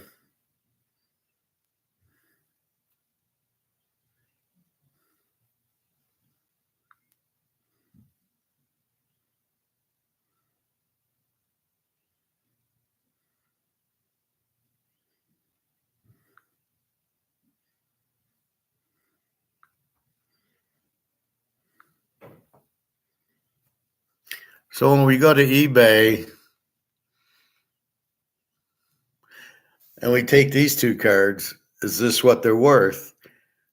Well, they haven't been sold, but this is approximately where they're worth. So the Montana's worth 125. Why? Because somebody put it up for sale and somebody bought it. Jordan, 500,000 is rookie card. Somebody put it up and somebody bought it. In the meantime, gold sells at paper prices is 2173 now because it went up quite a bit yesterday. So that's what somebody's willing to pay for it. But once we get rid of the paper price and we put the gold, then we'll get a real value of gold because this is what somebody will buy and sell it for. The seller puts it out, we get rid of paper. What's it bought for? That's the price of gold. Absolutely. What's the mantle card worth? 60 grand, because that's what somebody puts it out for, and somebody obviously paid 60 grand for it. So this guy's waiting for the 60. He's not going under. It's mantle. I don't blame him either. But how many people have 60 grand to spend on it? That becomes the other issue. So that's really how you get a price, right? Just a second. Let me see how gold ended yesterday. So gold was up $38 to $20.82 yesterday. Let's see the ending.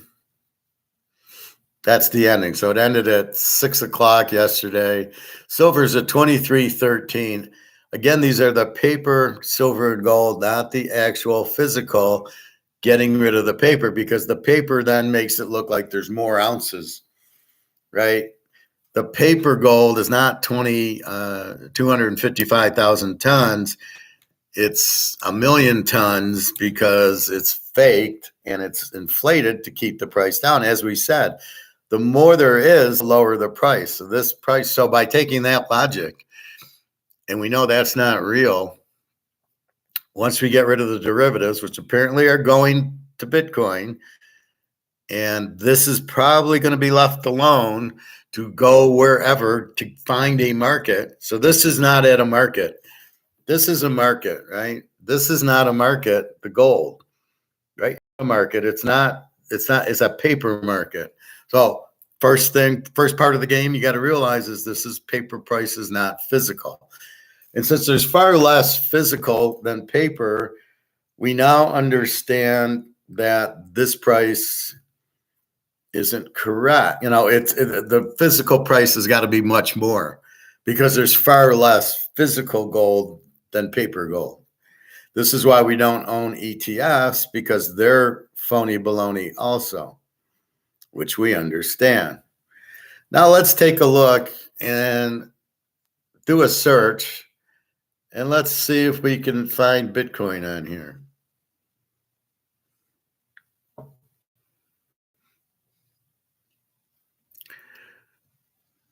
Here's a gold-plated Bitcoin. It's worth $2.97.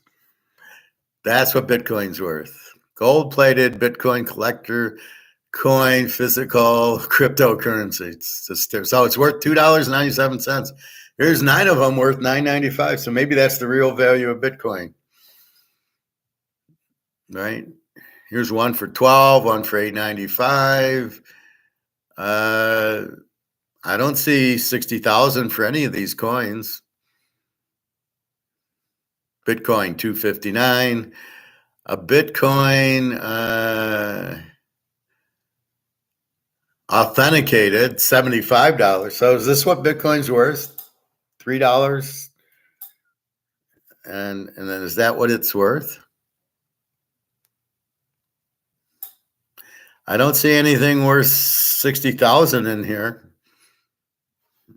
So there is no market for Bitcoin.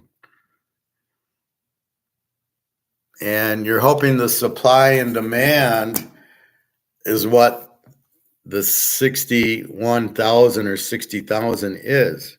But you don't know. Is that the real supply demand of the 21 million that you believe, but you don't know? Bitcoin. Gold, we know. Approximately 255,000 tons of gold, approximately, which is very limited. There's 8 million people. So if 8 million people want gold, there's clearly not enough. What would trigger gold to go up? Well, the dollar going out. Okay, we're playing the game. We're playing the Titanic game. As the dollar, what would cause the dollars to go out? Oh, they're printing them. They're creating too many dollars. And the more dollars there are, the less they're worth. They're not worth as much because there's too many of them. But that's happening in every country, right? Yep. Euro, Swiss franc, British pound, yen, yuan. None of them are backed by gold, except Zimbabwe. So we'll keep an eye on Zimbabwe. Makes me want to fly to Zimbabwe and start buying some gold-backed currency, right? Here, you could have my piece of crap dollars and give me gold-backed currency.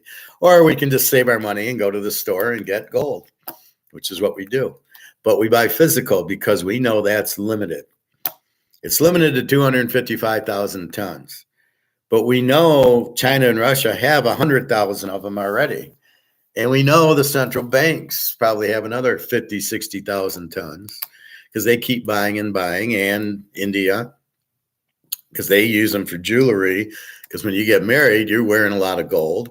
And Ghana, when you get married, you're wearing a lot of gold. So a lot of these countries get the gold for jewelry. Hey, Greg and John. So with the gold for jewelry, there's a lot of gold being used, right? I'm fine. Thank you, Greg and John. How are you? So again, we get a figure of what the value is, right? Because we know there's only so much out there. So there's not a lot left. And is it all owned? I mean, I don't know. I know my coin store has 5 or 10 ounces of gold that's brought back by customers who need cash. So they're selling it. So pretty much in my mind, the whole 255,000 tons is sold. Now you're going to have your inner things where people sell it to get money to pay for rent and food, and then it comes back on the market. But I believe all 255,000 tons is owned, right? So as the So I won't sell at this price. So you got to come up with a price to get me to market that. So I kind of know the gold value much more than I know the Bitcoin value. Again, I'd like to see a scoreboard, like in a football game, showing how is gold 2080 and how is Bitcoin 61,000. I'd like to see the scorecard, like a stock, right? A stock, you can see the bid and ask, right? You see Coca-Cola 32, up 33. You can see that, but I don't believe you can see that in Bitcoin. Is Bitcoin being the bid and ask? Is it people buying it, driving it up, and then selling it, driving it down? This I don't know. And what exchanges it on, I don't know. Hopefully you would prefer that, but at the end of the day, we still don't know what Bitcoin is. It's a computer system. That's it. And what if somebody pulls the plug? Yeah, you're going to trust the government with that? Where the gold I have physically. So again, we're understanding the games. We understand why Mahomes gets his value. I sell it, somebody buys it. It's clean. There is no fake comex price of Mahomes. So if comex had a price of Mahomes of $500 and I tried to get $5,000 for it, I wouldn't, because the buyer would say, oh, it's on comex for $500. That's the problem with comex, keeping the price of gold and silver down. I don't need to spend $5,000 on it. I can spend 500 and get it, because you can't make it. You can't sell it for $5,000 because comex is saying it's worth 500. So you must understand the game. The stocks and bonds are going down because of the recession and the inflation. Understood. The Bitcoin, is it going up because of the inflation? I don't think so. What would make it? Demand would make it go up. People getting out of the banks, going into Bitcoin. Okay, I understand that. People getting out of banks, going into gold and silver is not being reflected. I buy 100 ounces of gold, won't be reflected. You know how much it would cost to buy 100 ounces of gold at, let's say, $2,200 an ounce? Would be $220,000 to buy 100 ounces of gold. Isn't that crazy? So as the currencies go out, I know gold's going to go up. So I prepare like I do Titanic. I prepare to get off the boat because I know it's going to sink. I know the dollar is going to sink. So I get into gold preparing for the gold to go up. Now, do I do the same with the Mahomes card? Well, I don't think that doesn't really matter what happens to the dollar or the Mahomes card. Does the Bitcoin matter about the currency? No, not really. It's kind of immaterial. The Bitcoin is not affected by the currency. It's affected by the supply and demand of Bitcoin, supposedly. So if people are buying Bitcoin, if the dollar's going out, are you buying Bitcoin? Why? Bitcoin's not a hedge against inflation. Bitcoin's not an asset. Bitcoin's a stock like General Motors.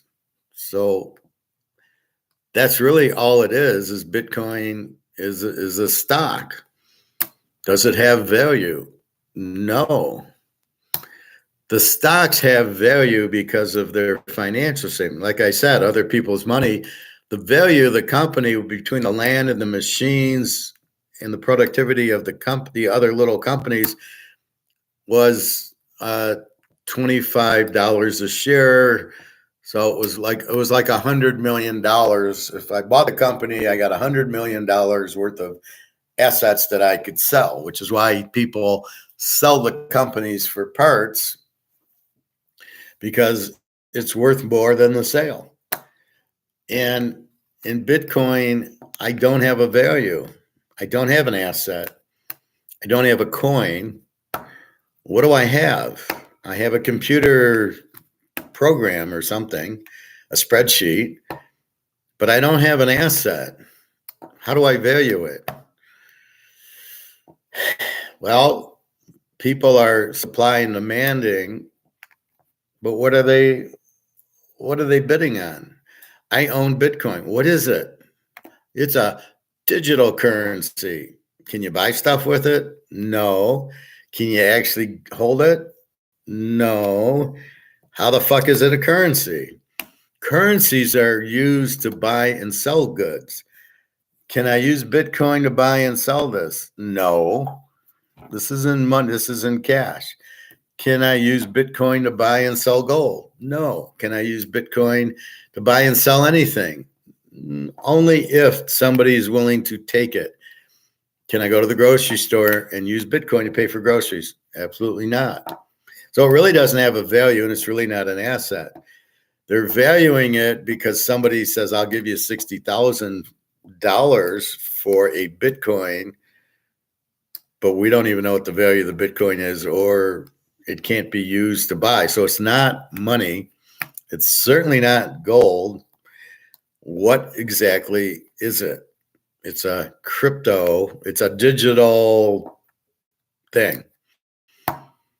It's a digital spreadsheet, basically. It's like me selling my Excel file for $60,000 and saying, hey, it's worth $60,000. I'll call it Professor Coin. I mean, but the whole thing of it being, it's not a coin. I don't know what a bit is. It's certainly not an asset. I can't break it apart. And I doubt it's 21 million. Well, that's what they said. Well, yeah, nobody lies. The crypto queen selling one coin isn't even real. So I'm sure you believed her too. Now, gold we have. Gold is an asset. Gold is a coin. We have in our hands the gold, not the paper stuff, not the derivatives, the physical. That's why you buy physical.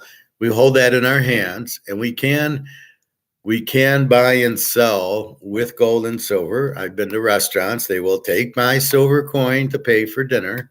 So they are much more reluctant. They are much more accepting to take the gold and silver because it is money that they can hold. The problem with Bitcoin is I don't have anything. I don't know what do I do with it? If the dollar goes out, I got gold and silver. If the dollar goes out with Bitcoin, what do you have? You don't have anything because Bitcoin's valued at $60,000, not 60,000 Bitcoins. So now I'm playing the game like Matt Damon, and I have a Bitcoin that I really don't have a value with if the dollar goes out, which we know it is. So what do I do with it? Dollar's gone. Now what do I do with Bitcoin? Well, it's worth $60,000. Okay, but the dollar's worth zero. That means Bitcoin's worth zero. Well, but gold's 60,000 an ounce also. Let's just play this game. Yeah, but the gold's physical. I have the gold. And so I can go buy a house with the gold. Here, I want to buy your house. Here's 2 ounces of gold. And the guy says, thank you. Okay, that is the difference. But can I give him 2 Bitcoins? Would he take Bitcoin? Can he take Bitcoin? And what does he do with the Bitcoin?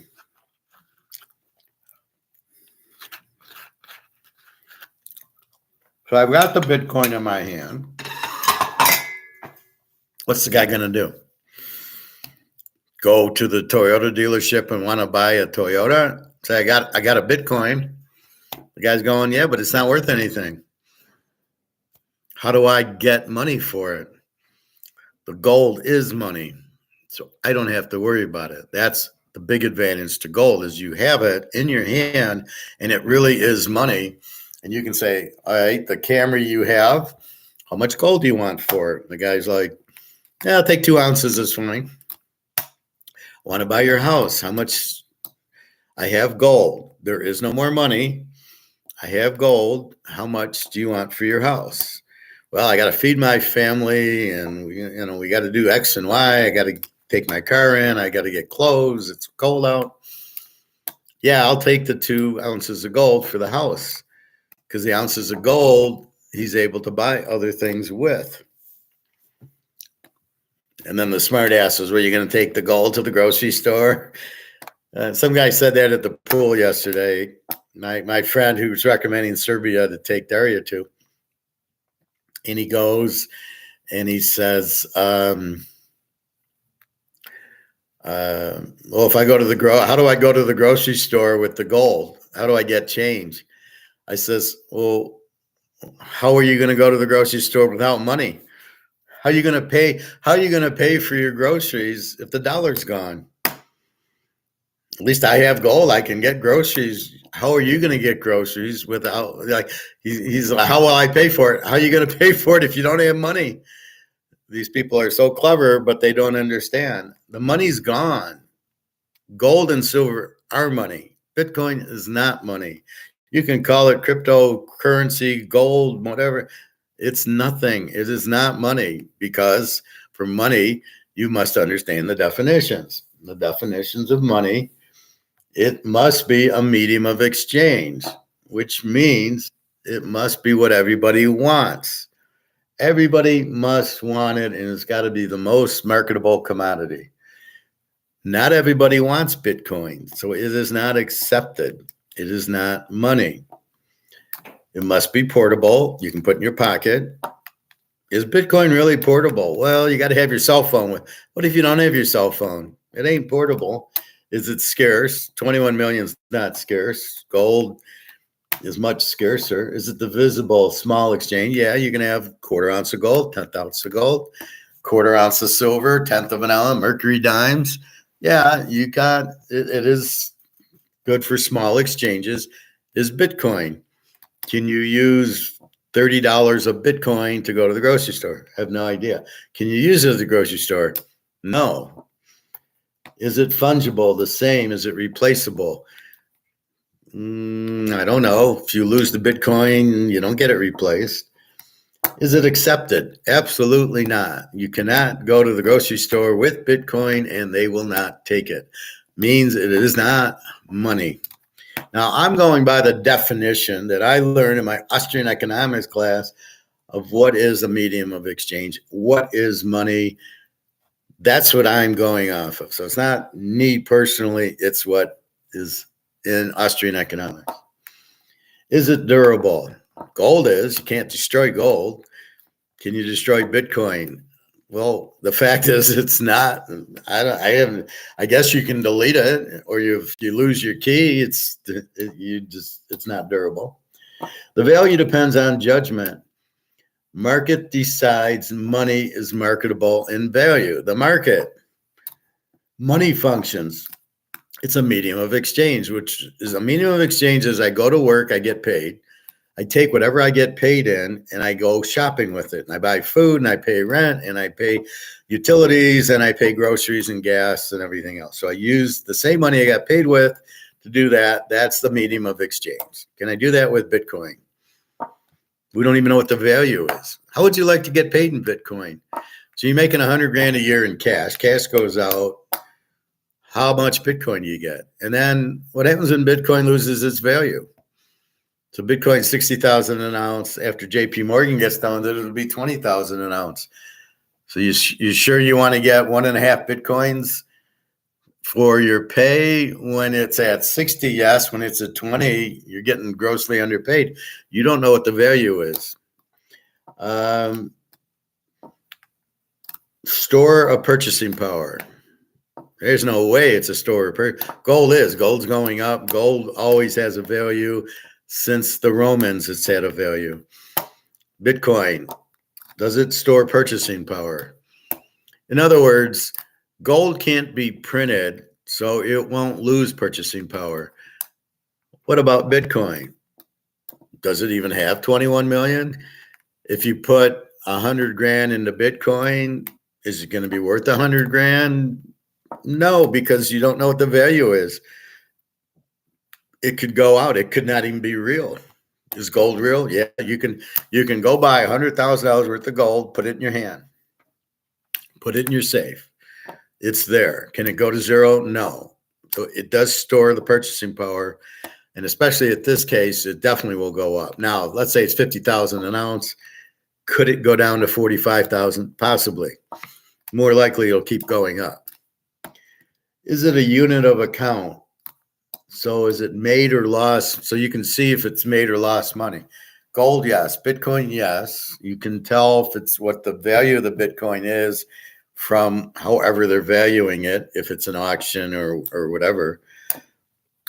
But it's not money, right? So it's you know, it's a real tough.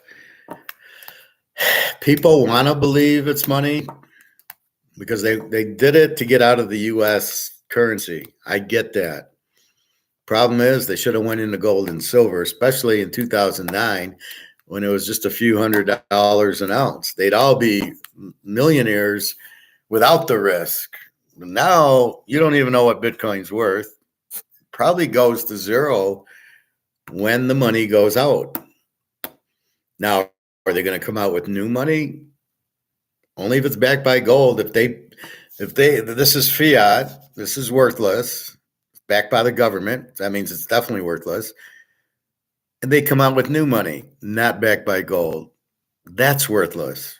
So Bitcoin doesn't gain a value unless it's gold. Oh, well, if Bitcoin has to be backed by gold to have a value, why don't I just buy gold? And that's what the people will find out with the Bitcoin. When the dollar goes out, and they will realize the only dollar that's worth anything is dollars backed by gold, which is what BRICS in Russia is doing, is coming out with gold-backed currency. Once that happens, then you'll see the point. So that's really, it all comes down to gold, which, why would I buy Bitcoin? Why would I buy dollars? Why would I own any of these? I don't want to own these. Why would I own these? These are worthless. I don't know how you can compare Bitcoin and gold and think they're the same. Realistically, you can do it like a baby and say, well, it's Bitcoin and it's worth 60,000, gold's 2,000. Ha ha ha ha. $2,000, $60,000, but gold doesn't need dollars to keep value. Bitcoin does. The dollar's going out because they're printing it to shit. Now what's your Bitcoin worth? I know my gold, it's going to go to the moon with or without dollars because it is money and it can't be printed. So I know it can't be inflated to zero. 21 million Bitcoin versus, so you're versing the 21 million Bitcoin to the 10 trillion in dollars. And you say, look how limited it is. Well, when you start doing it to 255,000 tons of gold versus your 21 million Bitcoins, all of a sudden it ain't limited anymore. Take it to a 50 count Mahomes card. Is it limited? I don't think so. So again, you just assume, well, 21 million is limited because I'm comparing it to the US dollar. Well, okay. But it's not limited. And it's without gold, it won't have a value because when it's valued in dollars, can it be valued without dollars? There's no way because you how do you get it? So let's say it's not valued in dollars. So Bitcoin, 61,000 Bitcoins. And I want to go buy a car. What do? Do I sell my Bitcoin for a car? But it's not a medium of exchange. People won't take the Bitcoin to sell the car because they don't accept it, but they would take gold for it. So really that's where you're getting to is if Bitcoin's not backed by dollars, what's the Bitcoin worth? You have no idea, but I know what my gold's worth because gold's money. Bitcoin's not money. So you can call it cryptocurrency if you like, but it's not money. And it's at best, it's not even a fiat currency. It's value it in Bitcoin. Then we can talk, but you can't. What would Bitcoin be worth in Bitcoin? Nothing, because nobody will take it. It's not a money. All right.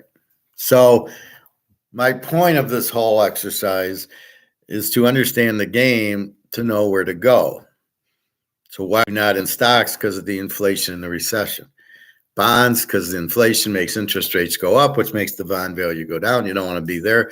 The banks, they're all falling apart because of the higher interest rates. People aren't paying their loans back. They're forced to make bad loans for houses to people that shouldn't be getting it, but the government's forcing them to allow the loan for people with no value. So you have a lot of problems. So that leads you to money, but it's being printed. What's the kryptonite of money? If you keep printing it, it won't have a value. Well, you're printing it. Now you have this debt, $35 trillion. How are you going to pay it back? You can't. There goes the dollar. It's out between the debt and the inflation printing it. And the Fed can say this and do that, and the euro can do that, and the yen can do this, and the dollar can do that. Doesn't fucking matter. You've outprinted the dollar way too much, and it's lost its value, and you can't get it back. How can you get it back? Well, we're not printing as much. Well, you didn't eat it. You still printed $20 trillion. So even if you don't print as much, you still already, the cat's out of the bag, the genie's out of the bottle. You've already printed $20 million or $20 trillion. Can't believe I said trillion. So that's what you have. So again, back to Matt Damon, you got to be careful. You're reading your hand, the full house, but you're not reading danger on the field. And why is he betting? Why did he check 15,000? Do you think that's a normal? He's bluffing, or would he do that with a flush? You're not thinking at all, and you're supposed to be this whiz poker player.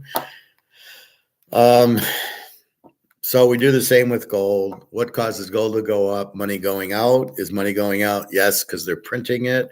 So the reason money's going out is they're printing it, and there won't be a market for it. Nobody will want it, so that's going to lead everybody to gold.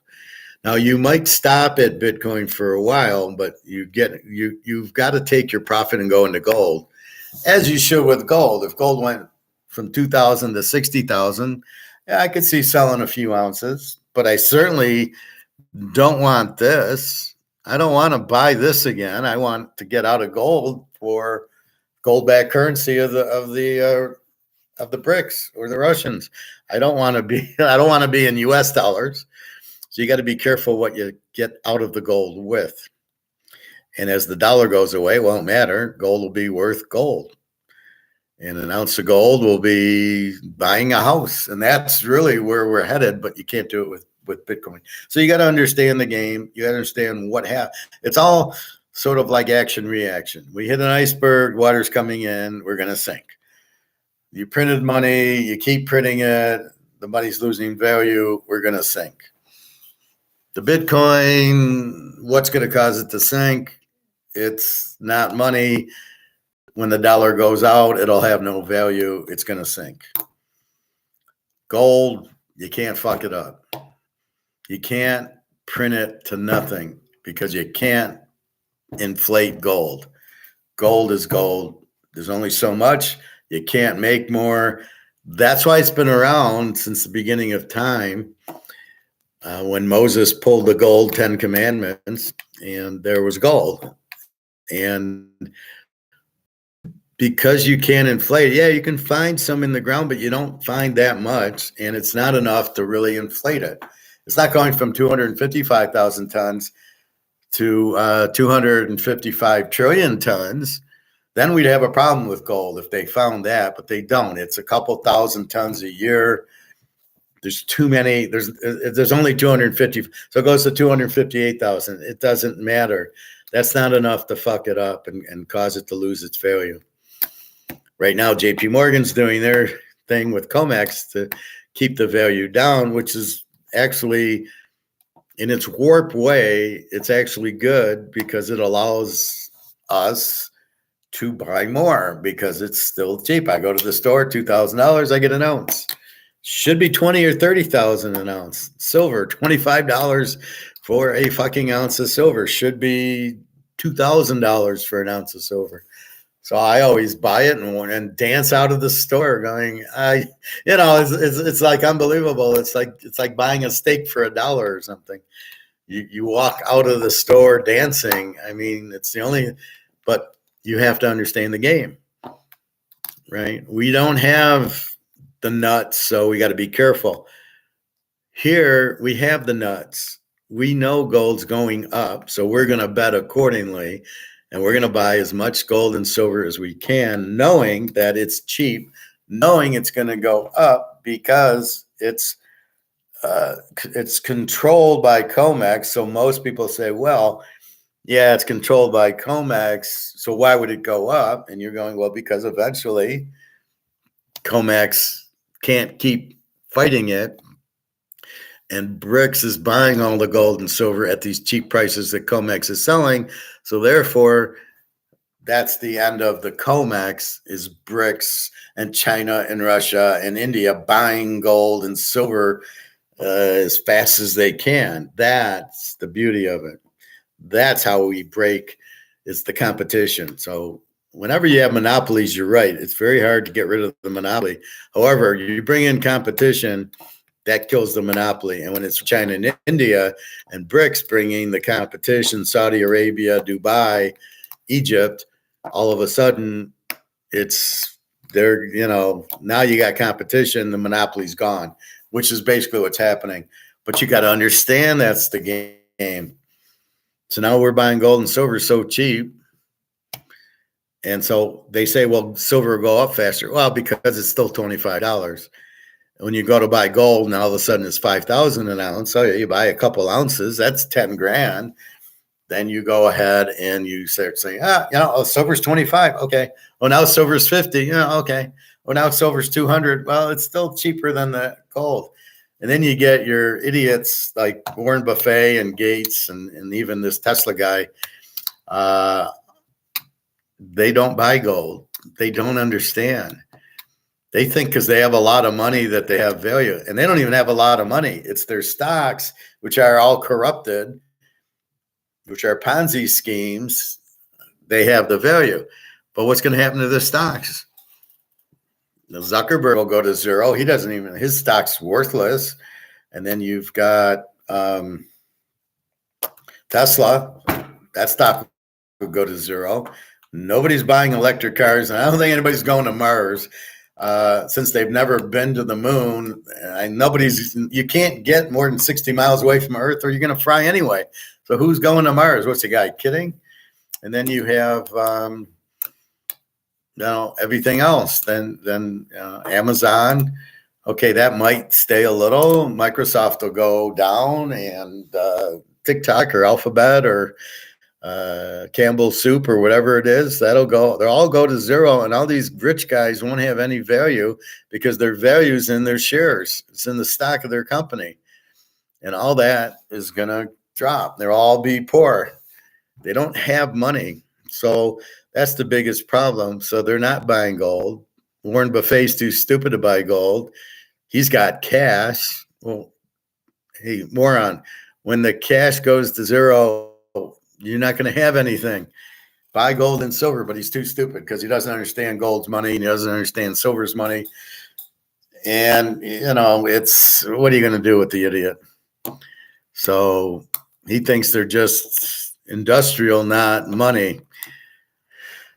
So you wonder how this guy's got his money when he doesn't even understand money or medium of exchange or any of that shit. This is why you need Austrian economics, because you have to understand the rules of the game, which nobody understands because they don't teach it. I saw an interview. I think it was either that Annette girl or one of these other idiots, and they totally don't get medium of exchange. They don't see it. There's another thought I was going to say, but they don't understand it, right? And they don't understand money. I mean, it's just ridiculous. And, the problem I have with these guys, most of them are stockbrokers. Stockbroker's a salesman. He does not understand economics. Certainly doesn't understand supply and demand. And all he does, like in Attack on Wall Street, he said, my office manager recommended me to put you in this. I don't know what it is. I don't know how it works. He told me to put you in it. So I did what he told me. What do I need you for? All you did was get me in trouble. You didn't warn me that if the people stop paying on their mortgages, it's going to go to zero. I could have got out of this at 60,000. Had I known it, I never would have got into it.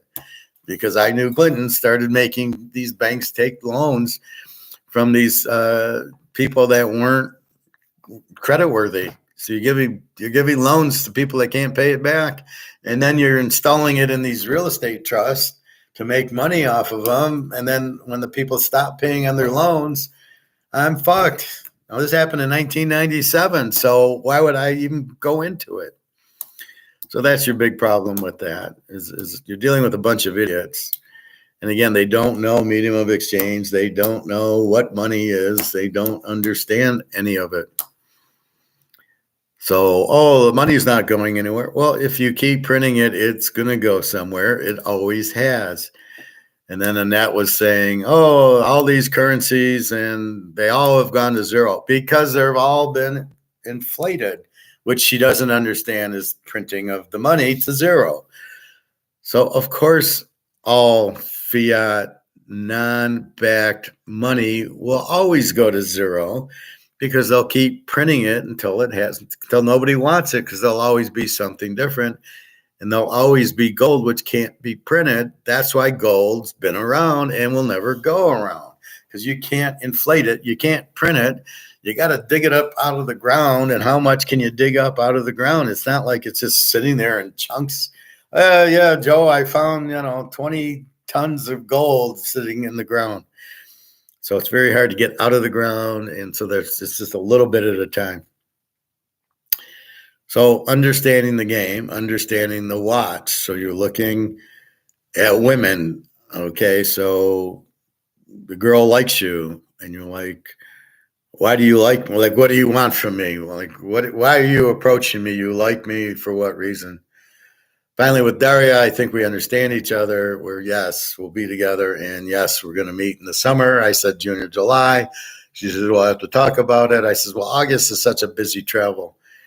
And I said, Serbia should be nice. If you prefer Turkey. Sounds like I'd go to St. Pete, but that you want to get out. So I think Serbia is the best option in June or July. I don't care which one. Who's ruining college sports after you're done? Who's ruining it? Well, I think mostly TV. Back to girls now and go back. So with girls, you got to understand the game. What game are we playing? Just like money. Are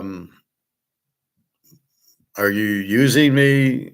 That's why you don't tell girls you have money, because then if they still are interested, they're not interested in money. As soon as girls know you have money, they come to you.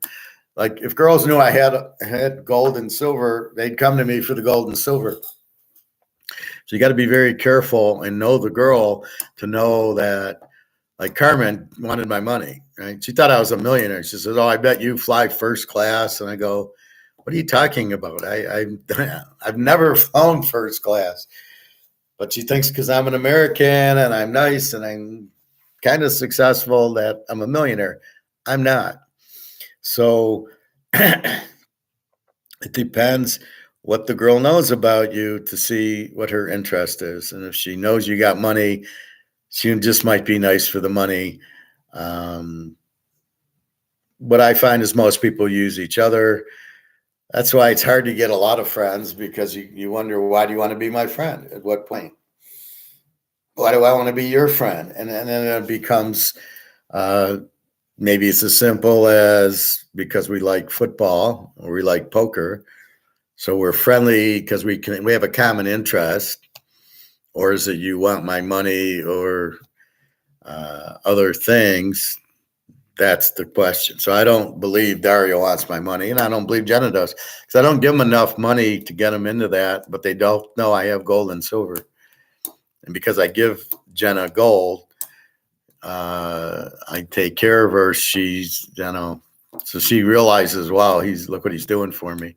And the same with Dario. Once we start meeting, I'll bring gold and silver for her, and we'll go from there.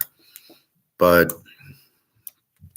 with that said, that's the questions you need to ask. It's the same question as Matt Damon and Rounders. Why are you calling a $15,000 bet? What do you think he has? He checked and checked. There's no way he's bluffing, That's not how a bluffer would bet a hand. So he must have a good hand. Are you sure your nines full of aces is the best hand? Apparently it wasn't. So you weren't sure. And you not only called the 15 grand, but you got even more greedy and raised 3 grand. What did you think? He put 15 grand in, he's going to fold? So you think he's got a flush and you've got your full house and he's going to bet 15 grand. Okay. No wonder you lost everything. And then you slow played your straight to beat him in the other hand, later on. If he ate the Oreo, you'd fold. And if he didn't eat the Oreo, you'd make a bet and you'd beat him. All right. So you're always trying to figure out the game. Roulette, craps, poker, women, gold, Bitcoin, stocks, poker, whatever it is, there's signs there's tells that you look at. A causes B causes C. Titanic hits the iceberg, water comes in, the boat sinks. So you can see there's a trail. Oh, dollar, you print it, it goes to zero, it goes out, gold goes up. So you can follow the pattern. Bitcoin, we have no idea. Poker, we understand. If he checks and then makes a big bet, he's not bluffing. If he bets a lot, he probably is bluffing. So there's always patterns to look at, and then A leads to B leads to C, right? And that's what you see. Daria just said, oh, my mom's going to come in to watch the daughter and we can meet. Okay, that makes sense. Now I believe her. And she wants to meet in the summer. I believe her. I don't think she's fucking around.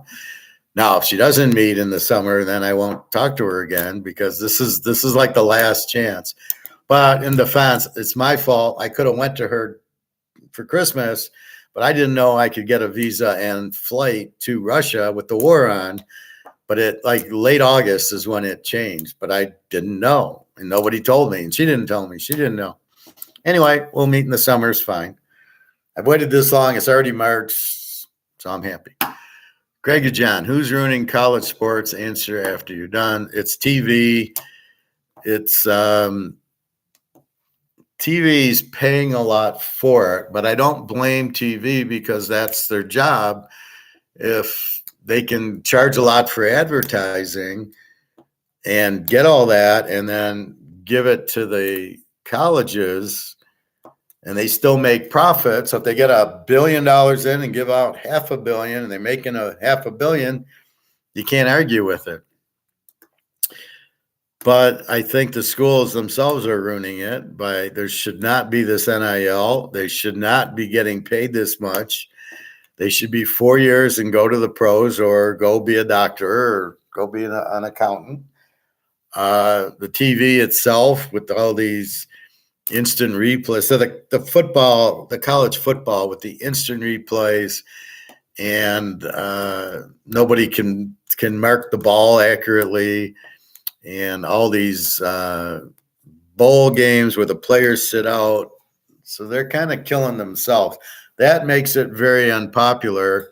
That'd be like going to a movie. Well, let's say you're going to a play or an opera to see Pagliardi or whoever. I know it's from one of these movies, and he's not there. How upset are you going to be? So I go to the USC game to see Caleb in the bowl, and he doesn't play. How happy are you going to be about that? So that's the team. The player signs the contract to play for the team. That must include the bowl game. Getting ready for the NFL draft is not an answer. And if you're worried about getting injured, then you shouldn't play. It's as simple as that. Then why did Caleb play against UCLA? They weren't going to win their division. They weren't going, they had 5 or 6 losses anyway. Why did you play against UCLA? You could have got hurt. So their rationale doesn't make sense. If you're worried about injuries, you shouldn't then go play tennis, right? And you won't have to worry about getting injured. So I think a lot of it is the TV, the instant replays, and the reviews, and that is instant replay. The 5 minutes for injuries, all these commercials, the time of the commercials. If you have the end of the quarter and you go to the commercial, and then the next play you score a touchdown, don't go to the commercial. You've done the commercial for the end of the quarter, or vice versa. They score, and then they kick off, and you go to a commercial, and then they run a play, it's the end of the quarter, and they go to another. You got 10 minutes of commercial breaks. You've ruined the game because the players are fucked, because not only did they lose concentration, but they lost, they're not sweating anymore. They're just standing around. How are you going to play after that? So combination TV and what the NCAA is doing, I think this restructuring is incredibly stupid. Why are UCLA and Oregon and Washington going to the Big Ten? What is the point of that? And now you have this 12-team playoff, but you're going to say, you know what? We can have 6 teams from the Big Ten and 6 teams from the SEC. You're no better than what you did. So you still have the Big 12, and the ACC still needs teams in. And you probably have 2 good, you have Florida State and Clemson. You probably need them both in. And then you got what? You got Oak State and Texas. You probably got that. Last year you had Washington and Oregon. Okay, they're in the Big Ten. So now what? You got 5 or 6 good Big Ten teams, which makes no sense. Mountain West still gets fucked. How about Notre Dame? Now are they gonna be in because they go 10-4? Again, your playoff system sucks. I think a lot of it's about themselves. Targeting, the guy has to sit out a game. Why? It's a penalty. And is it on purpose, or is it the guy ducked his head and your head was already down, expecting him not to duck his head? So why are you taking the guy out for targeting if he shouldn't be taken out? I think it's a stupid penalty. I don't think it's any worse than any other penalty. If the guy goes after the knees, it's just as dangerous as the head. So, not many players get injured from the head anyway. I find that there is injuries, and if you don't want to get injured, don't play football. It's not hard. Go play. So if you're some guy and you're thin, go play basketball. Most of these, like Marvin Harrison, could play basketball, I'm sure. Dave Winfield was good at basketball, baseball, and football. So I think most of these athletes can play any sport. And as we talked about it, that's why baseball is nothing, because all the really good athletes are playing either wide receiver or maybe DB, or they're playing basketball. And they're not playing baseball. They don't make the money, and it's very hard because you got to hit a curveball, which you can't do. Look at Michael Jordan. Great basketball player, was shit in baseball, hit 200? Couldn't hit a curveball. You could strike him out every time with a curveball. So he can't dominate like you can in basketball. So again, that's why a lot of these players are not playing baseball, which is killing baseball. Baseball's on its way out. Basketball, it's so pathetic. It's very hard.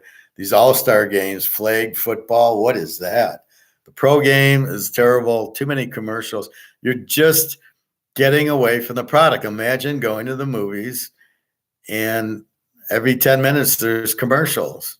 You're going to go pay money to go to a movie when there's a bunch of commercials? Hell no. So they're invading us with these commercials that nobody wants to see. You're interrupting concentration and storyline. I'm watching something on Tubi, let's say, or see, at least on like the regular channels, ABC, CBS, they put the commercials like at a pause, right? So you're watching something and then it's a normal commercial break, okay?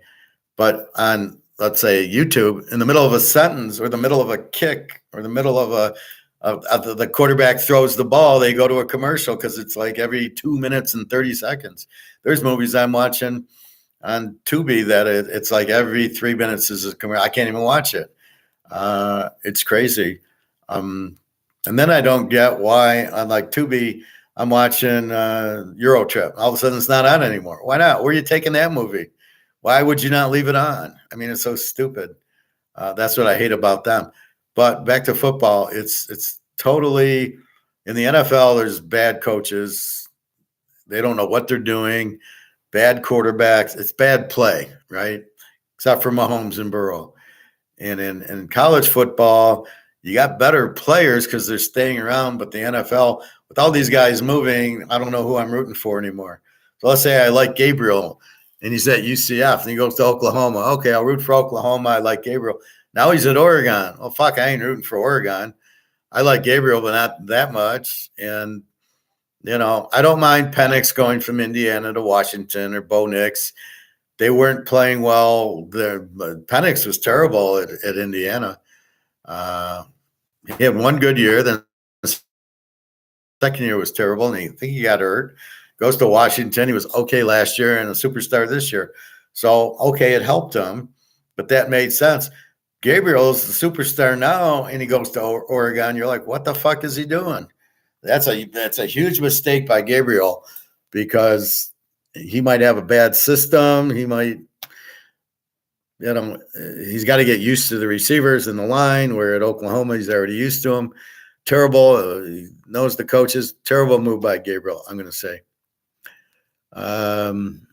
Sounds good. Well, thanks, Greg and John. But it's, who's running the money? The government. They're printing too much of it. Who ruined the Titanic? The captain didn't have binoculars, and they didn't see the ice thing, and they ignored the other ships saying there's a lot of ice, and the one ship stopped because of that. And then they yelled at the guy, so he turned off his headset. So when they tried to get help, the ship told them to fuck off.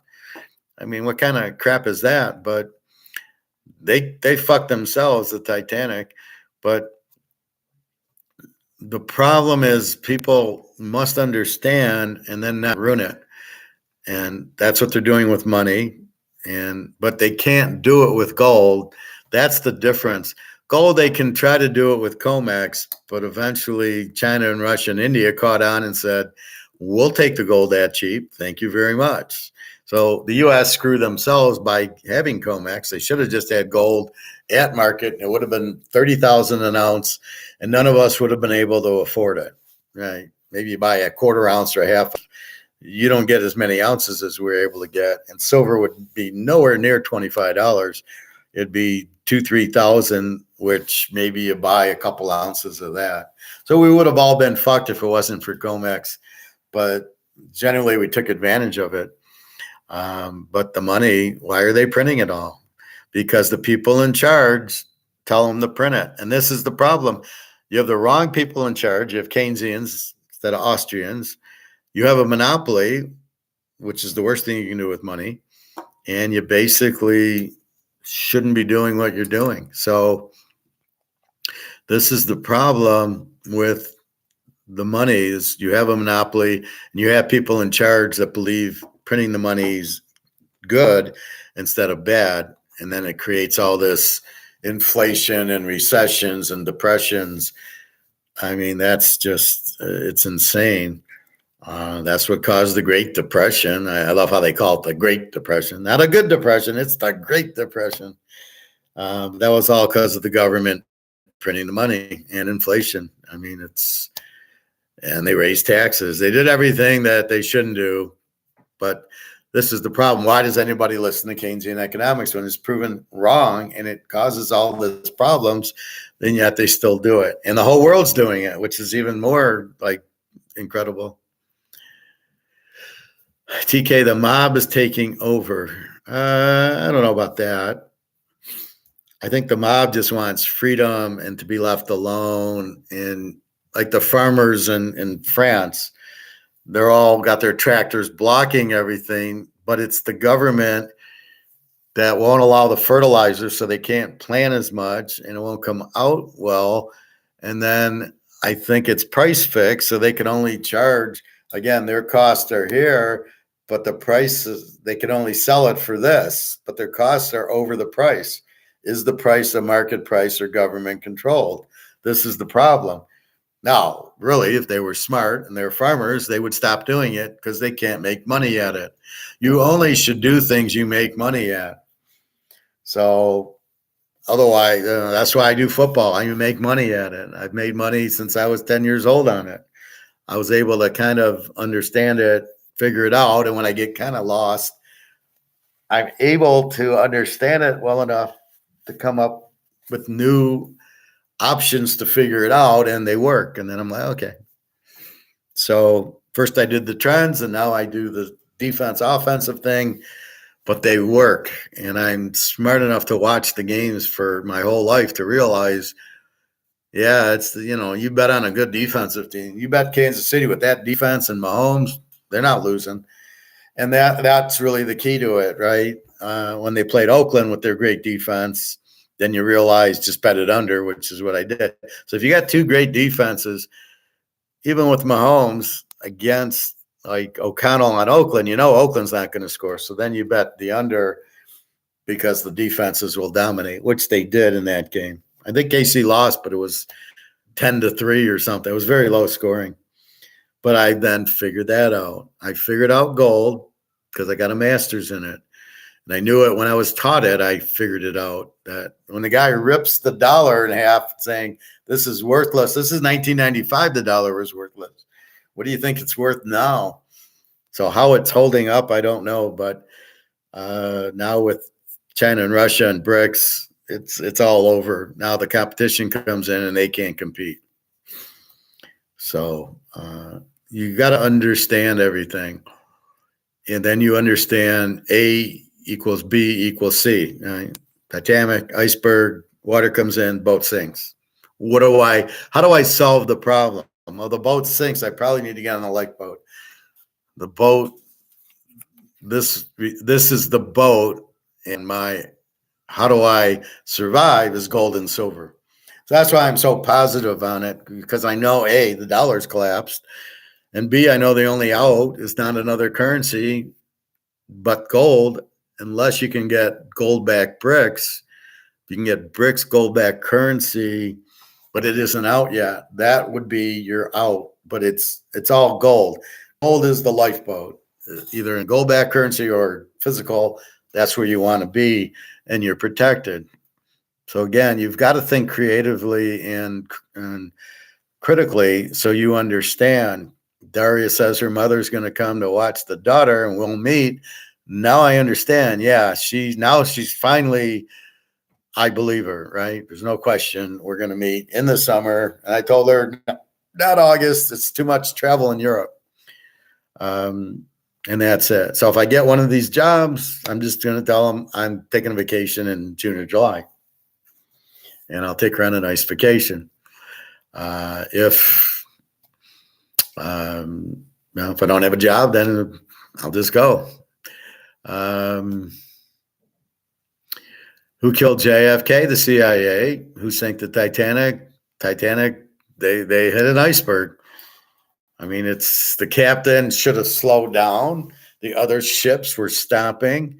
The captain didn't have didn't have binoculars, and had he hit it head on instead of swerving, it wouldn't have sunk because it wouldn't have tore away at the compartments. So if they would have hit it head on, the Titanic wouldn't have sunk. Now I would have just turned the boat. I don't know why they kind of stopped and reversed, but they weren't looking out for. They should have. The other boats were saying, "Hey, there's icebergs out there." And they should have gone at very, very slow speeds, if anything, and should have just docked. Maybe you can see them better in the daylight. Whatever it would have been, that's what I would have done. If I can't see it in night and I can see it during the day, I'm stopping till the day. But the captain sunk the Titanic because he was an idiot, basically. But JFK was killed because he wanted to have a gold-backed currency. And the whole thing with Cuba. So the CIA wanted the war. They killed him. CIA is a very bad organization. I don't know why we have it. We shouldn't have these organizations. It's just like the SS or the Gestapo. That's what the CIA is, the Gestapo, basically. So we shouldn't have that. But usually somebody does it for some reason. And I think the gold-backed currency is what did in JFK. But he was definitely, well, we know he was murdered, but he wasn't murdered by Lee Harvey Oswald. How could he shoot in two different directions at the same time? What are we this stupid? And if you say something, then it's a conspiracy, because we always believe the government, because they never lie to us. They never lie to us about the moon landing, 9/11, all this shit they don't lie to us about. Just amazing how stupid they think people are. Oh, take off your shoes and belt to get on a plane. Why do I need my belt off? Tell me why I need my belt. What do I got, a bomb in my belt? I mean, what are you kidding me? And then the same thing with my shoes. What do I need my shoes? You could have a liquid, or you can't take liquids on. Well, if the water I have is sealed, then I couldn't have put anything in it and then sealed my water back up. So these guys are they're basically vampiring that they're doing shit and think we're stupid. I mean, I have no idea. And then when I get to different countries, they don't. I think I was where was I? I don't know if it was Amsterdam or if it was in Barcelona coming back with Luke. I don't think we took our shoes and belt off. Sometimes you take the belt, but a lot of places you don't take your shoes off. And I think the whole thing's just stupid. I mean, if they want to take down an airplane, they're gonna send a rocket to it, right? That's how they'll do it, not somebody on the plane.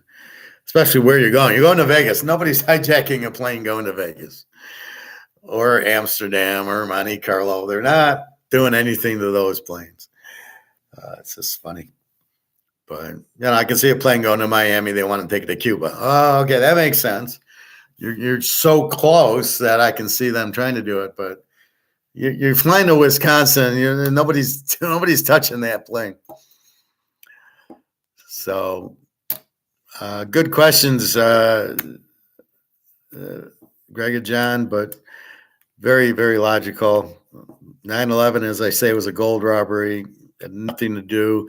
The way the building came down, it was a demolition, and it's just there's no way the building would have caved down, because there was all this. If you knew how it was built with all the steel rods in it, where a floor could only go down one floor, and then it would hit the steel and it wouldn't go down anymore. That's how it was made, because of all the wind. And I mean, it was 100 floors off. It was wind protected. So if there was a hurricane, it wouldn't go down. So it had to be reinforced with a lot of steel. It would not have went like that. That's your first thing, that there's something funny's going on.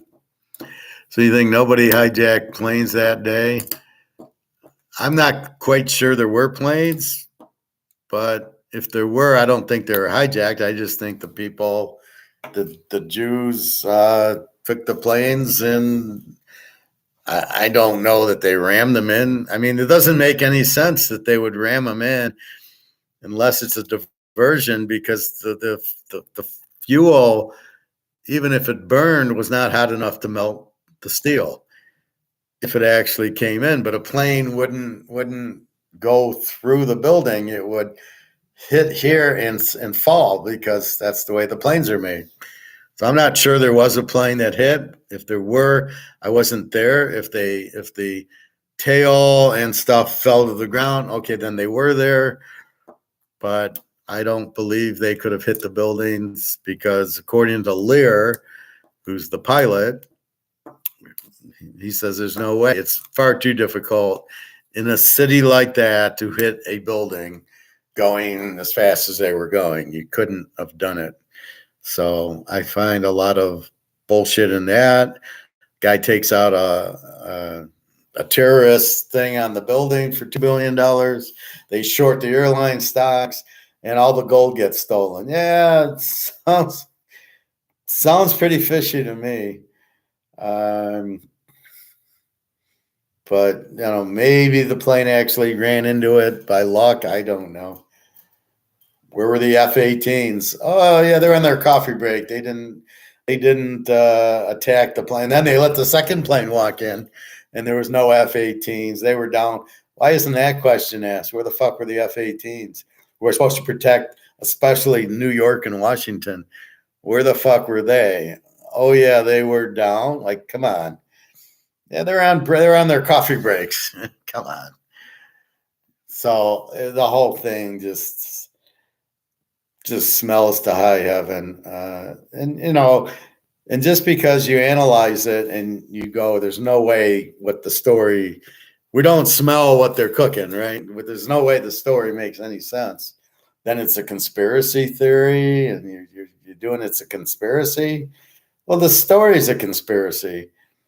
The whole thing. Where was the F-18s? Oh, that's a conspiracy question. No, the thought you didn't have them is the conspiracy. Where the fuck were they? That's their job, is to watch out for planes going into Washington and New York and Boston and all those areas. You're not flying a plane into a building without an F-18 shooting it down. What are you talking about? That's the conspiracy. Where did all the gold go? That's the conspiracy.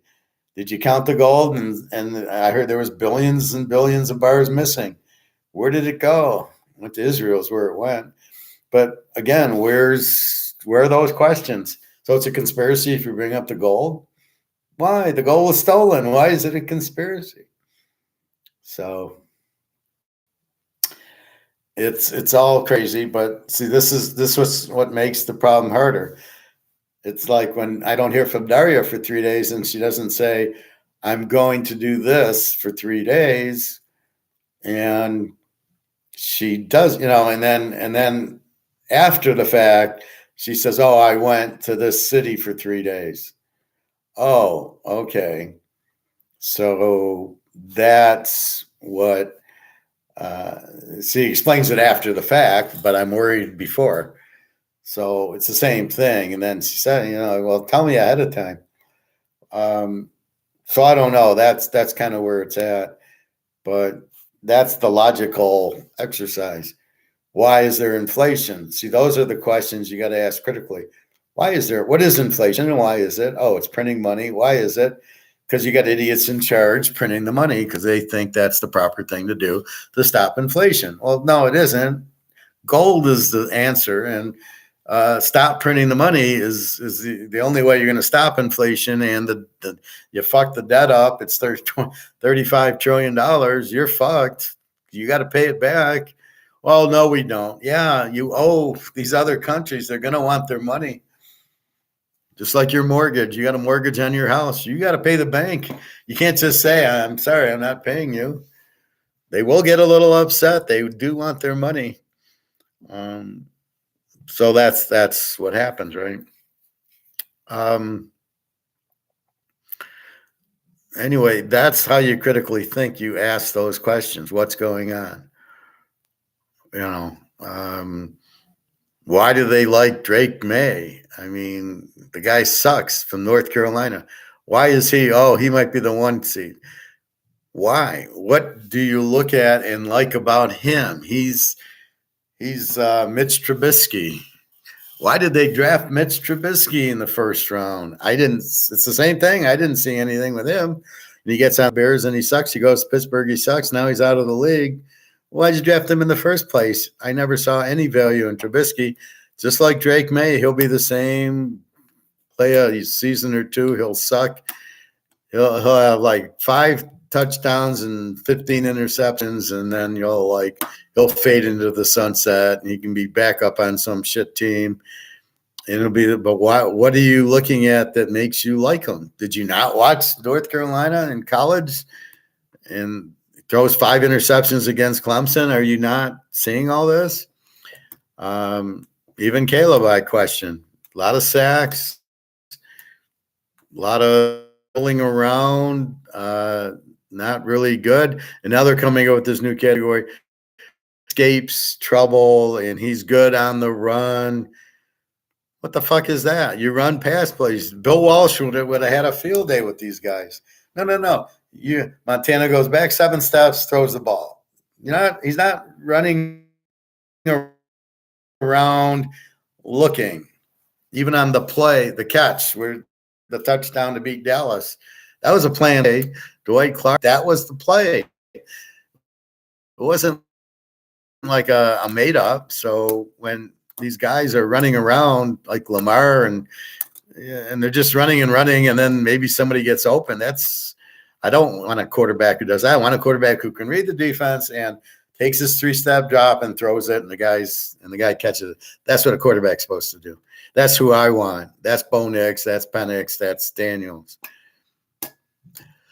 Who's the best team this year in college? I don't know. We have to wait and see. I'm sure Georgia will be up there. Alabama will be interesting with the new coach. Oregon and Washington will be Oregon has the jump with the quarterback Gabriel. Washington lost their coach; they'll probably be out. UCLA lost their coach. USC is not very good; they have no defense. Ohio State, maybe they get a little bit better. Their quarterback, I think, is transferring because he sucked. So we'll see. You just got to see the quarterbacks and the defenses. Michigan lost Harbaugh. Michigan was not the best team last year. I'm sorry. It was clearly Georgia and Oregon, and that's what should have been the championship game. So it's hard to say. Same thing with the pros. Right now, you just assume Kansas City, and then Cincinnati. If Burrow is healthy, Cincinnati 2, and Frisco 3, and then you see what Philadelphia does, and Green Bay is going to be better. The Rams should be better. Seattle, you lost Coach Pete. I can't imagine you're any better. I don't think New England's going to win a game with their coach. That coach sucks. He's not even a coach, so I don't even know what the hell they're doing. New England won't win. Indy's terrible. So it'll be very hard to see. Again, you got to discount Houston, Indy, Tennessee, and Jacksonville. It's such a bad division that a team wins 5 of the 6 games in the division, but when they play the real teams, they are shit. So I don't look for any of them to be any good. You have terrible quarterbacks. Trevor Lawrence, way overrated, and then I don't know who any of them. Minshew, Richardson, what is he doing running? Doesn't even slide. And then you got C.J. Stroud, and then you got Tennessee. I don't know. You ain't winning with Levis, so it's just 4 terrible teams. And, it's the defense, right? So it's KC and Cincinnati 1-2, as long as Burrow's healthy. But in college, you got to see there's too many transfers and new coaches, offensive coordinators leaving, defensive coordinators leaving. Look at the Georgia offensive coordinator went to Buffalo, or went to Baltimore, I think. I mean, so what's that? The Georgia offensive coordinator went to Baltimore? Really? Baltimore was much better because they ran more, or maybe it was Buffalo. I don't know. The Georgia one. Anyway, that's the problem. It's all the movement, so it's hard from year to year, except for KC's consistent, right? They're going to have Mahomes. They're going to have Kelsey. They're going to have the defense. They're going to have Spagnuolo. They're going to have Reed. Their weak spot is Reed, actually. But that's the thing, that Mahomes runs the offense and then Spagnuolo. So they're consistent. All these other teams keep going and changing their players. So it's crazy. And then I love laughing at the Lions that people think they'll be any good. It's like, dude, they got an easy schedule and they won most of their easy games and still lost to Green Bay, Chicago. And now they're going to get the hard schedule. They'll be lucky to win 8 games. That's typical Lions, and they're relying on Goff. Good luck. I mean, I guess I watch it different than you do, but he's not a good quarterback. End of the day, I don't care what you say.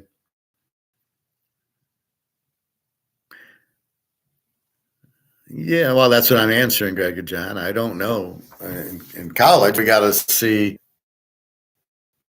I got to see the lineups, the coaches, and everything. So, again, I would say Georgia won. Alabama might be good with the new coach. LSU lost dance. And then you've got the Big Ten. Michigan's not going to be close. So then it's Ohio State. Oregon and maybe UCLA. I don't know, UCLA and Washington getting new coaches. So hard to imagine. So here's the guy at Washington, takes him to the title game, and then he leaves to go to Alabama. What the fuck is that? You want to understand what the problem with sports are? That's the problem with sports. The guy's not loyal at all. So he's at Washington. He goes to Alabama. Why do you just stay at Washington and make Washington a cream job? You leave to go to Alabama. What for? You ever been to Alabama? I have. I wouldn't want to live there. Good fucking Lord. Looks like Dallas will be the same. Yeah, Dallas will be pathetic. Well, yeah, they don't understand. See, this is my point. They don't understand Prescott's no good. So it's as simple as that. Dallas has Prescott. He's no good. They're going to sign him to a $60 million contract. What a waste of $60 million. He's laughing all the way to the bank, and you're losing. You don't win playoff games with him. What are you doing? At what point do you realize he's the problem? They don't realize it. He's making money because of the TV, and that's really the problem in sports now. They get all this TV money. Normally, the Lions won't sign anybody because they realize they make money on the TV, so they want to keep their costs down on the team, and they make more money. So why spend on these players? If they do, they don't make as much money. That's the Lions' plan. So I don't know. They won't sign any of their free agents. They don't care. They make billions. The team is worth $9 billion. What's it worth in gold? As I say. Well, I don't agree with that. I think Jerry Jones wants to win. I think the good teams who've won Super Bowls want to win. San Francisco wants to win. KC wants to win. They don't want the money. They actually want to win the Super Bowl because they have all this money, right? So you got all this money. You want a Picasso. You want a Rolex. Why? You don't need it because it's the prestige. I can afford it. Look, I got a Rolex. Look, I got a Picasso. Look, I got Super Bowl trophies. That's the same thing. So they do care. Jerry Jones wants more Super Bowl trophies.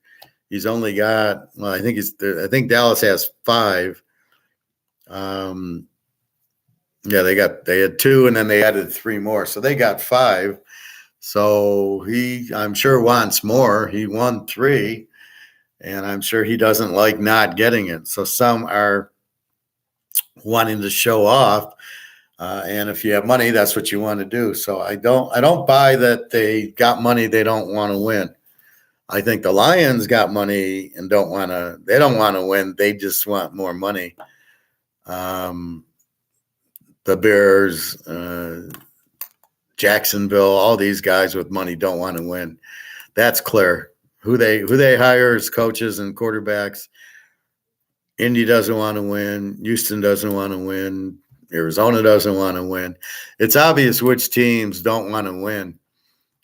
Seattle got rid of Coach Pete. They won the 1 Super Bowl. Should have won 2. I'd have fired Coach Pete for that play call in the 2nd Super Bowl where he didn't get the ball to Marshawn Lynch. But I think they didn't want Marshawn Lynch to score the touchdown. I kind of heard that. But, yeah, I mean, if you just look at it, look at Tampa. They signed Tom Brady, and they won a Super Bowl. So, in your logic, they wouldn't have signed Tom Brady. They'd have made the same amount of money, and they wouldn't have won a Super Bowl. So, they did want to win the Super Bowl. That was obvious. So, I don't agree. I think more than half the teams want the Super Bowls, and teams like the Lions, Arizona, they don't. They just want to make profit. They got bad owners. But that's really what you have. So you've got to be very careful. You've got to look and listen, and you've got to ask the question, does it make sense? 9/11 doesn't make sense. Absolutely not. JFK assassination, absolutely not. This war in Ukraine, Absolutely not. Why would Ukraine, why would anybody go to war with Russia? Do you think you're going to win? That's like going to play Alabama when they're loaded. You think you're going to win? What are you playing for?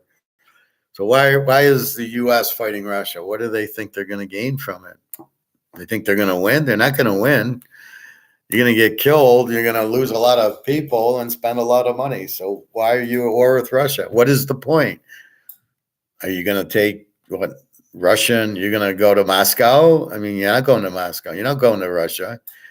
So what is the point? It makes really no sense. What was that? Was that them going to the moon, or was that the accident?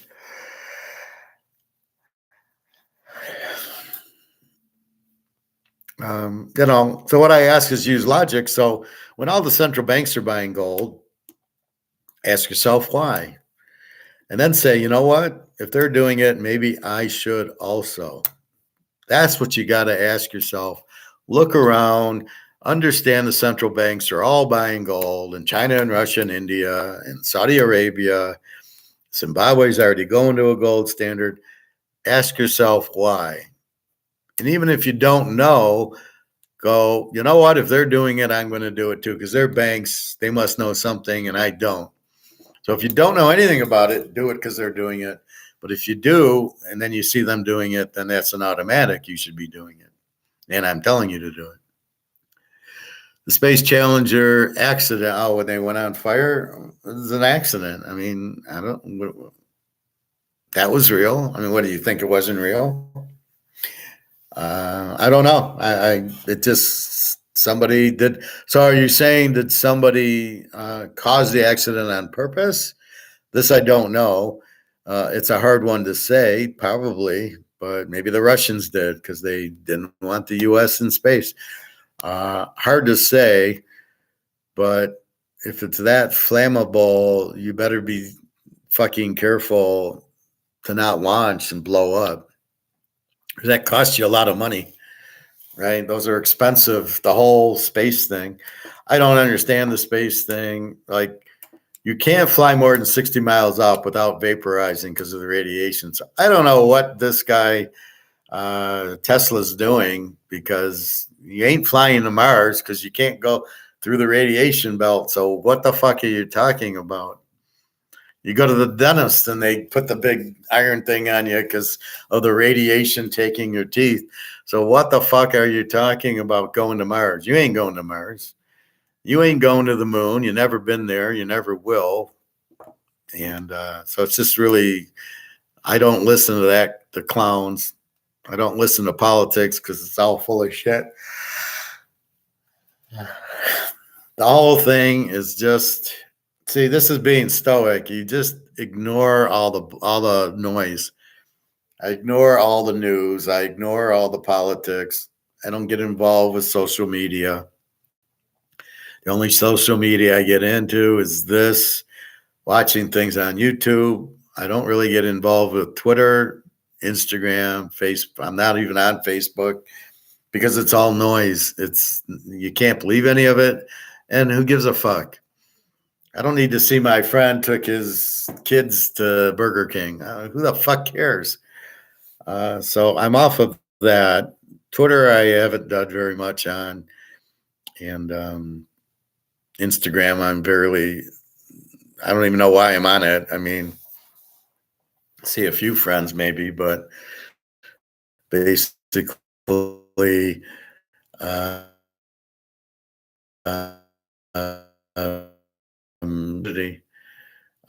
don't know what Instagram is. I don't know how, like, I'm on WhatsApp because I can talk to Daria and Jenna for free, and it doesn't cost me. So I don't have to sign up for WhatsApp. I'm on WhatsApp. I just texted Daria and Jenna, and they text me back, so I can keep in contact with them every day, even though they're in a different country in a different time zone. That's why I have WhatsApp. Okay, that makes sense. Outside of that, I don't get, the other ones. I don't get Facebook. What do you need it for? Oh, look, I went here, or what? So I put up something on gold and I'm going to get penalized because I talked about gold on Facebook. Well, here I kind of get away with everything. I've never really been told. Just those video clips that are copyrighted, do I get in trouble? But we talk about everything, and I have not gotten anything. So I don't know, but I'll take it. So anyway, I got 2 more minutes. 3 o'clock, I'm going to the pool, and then I'm getting Chinese today. I think I'm like need a change, and that other Chinese, I'll never go back there. I got my coat from the library, as I told you, using Stoic powers. It had been 20 degrees. I wear my coat to the library. Then it got warm out, and I didn't go to the closet for my coat. And finally, yesterday or Thursday, it was really cold out again. So I went to get my coat. It wasn't there. And then I'm trying to use logic going, where's the last place I had the coat to get it?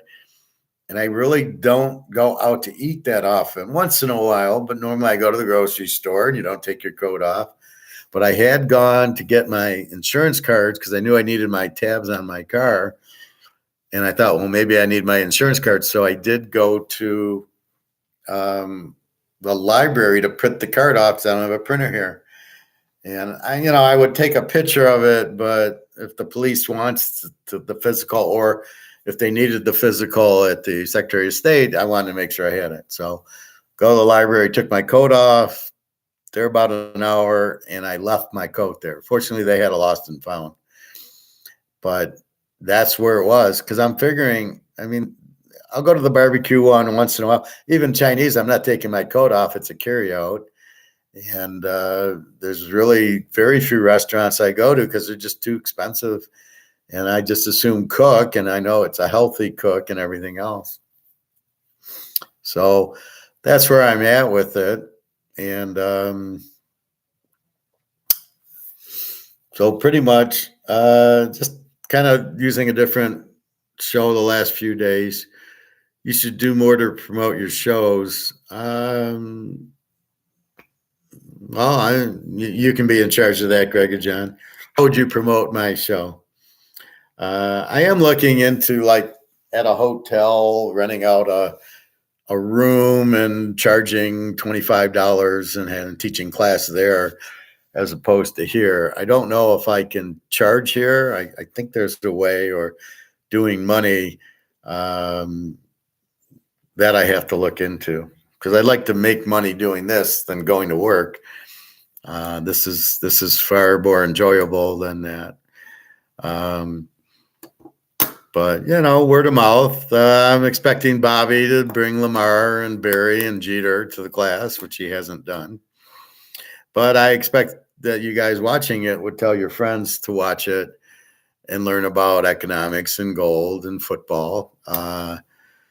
So, yeah, I get about 80, 90 views, because it's a video. So you come out live, and then Bobby's still watching it, even though he's not live.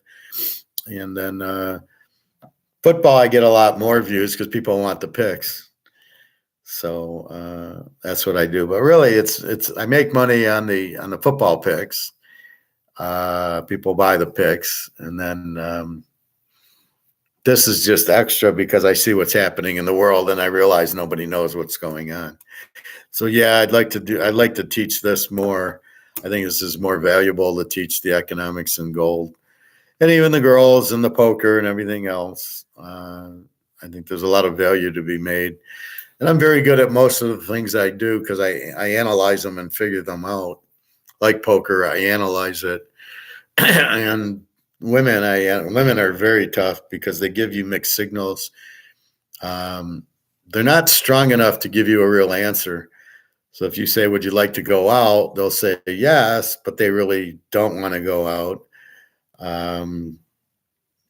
So it becomes like meeting Daria. Like, finally, I think I'm going to meet her in the summer, but what's taking, like, why are we doing this? Like, what, I was supposed to meet you Christmas, and now if your daughter's not going to come, then what are we waiting for? So she finally says, well, I can't leave the daughter home alone. Oh, well, what were we going to do Christmas? I'll go to Turkey. So what changed the daughter's mind that she's not coming? Anyway, that's fine. So I'll meet Daria alone. That's fine. But yeah, I can look. Well, that's marketing, Greg and Jen. So we'll have to find a marketing person to market the show to get. But I want to make money off of this because this is valuable information. But right now, this class is free, and we will go from there. All right, I think that's enough. 3 hours. I think it's. I'm going to go work out and get Chinese food and enjoy my Saturday. And I'm finally meeting Daria in June. Very happy, and we will go from there. So have a good day, everybody.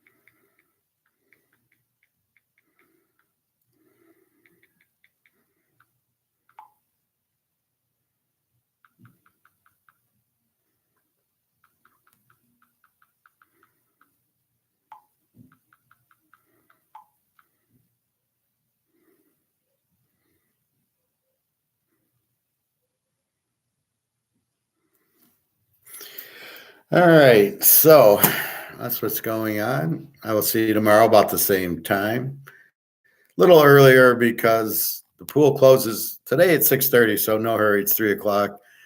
On Sunday, it closes at 4:30, so I got to be there by 3 to get my swim in and hot tub. And then I don't get Chinese because they're not open tomorrow, so I'll get Chinese today.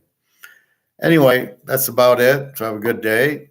www.teaserking.com. I think my Super Bowl pick's finally up.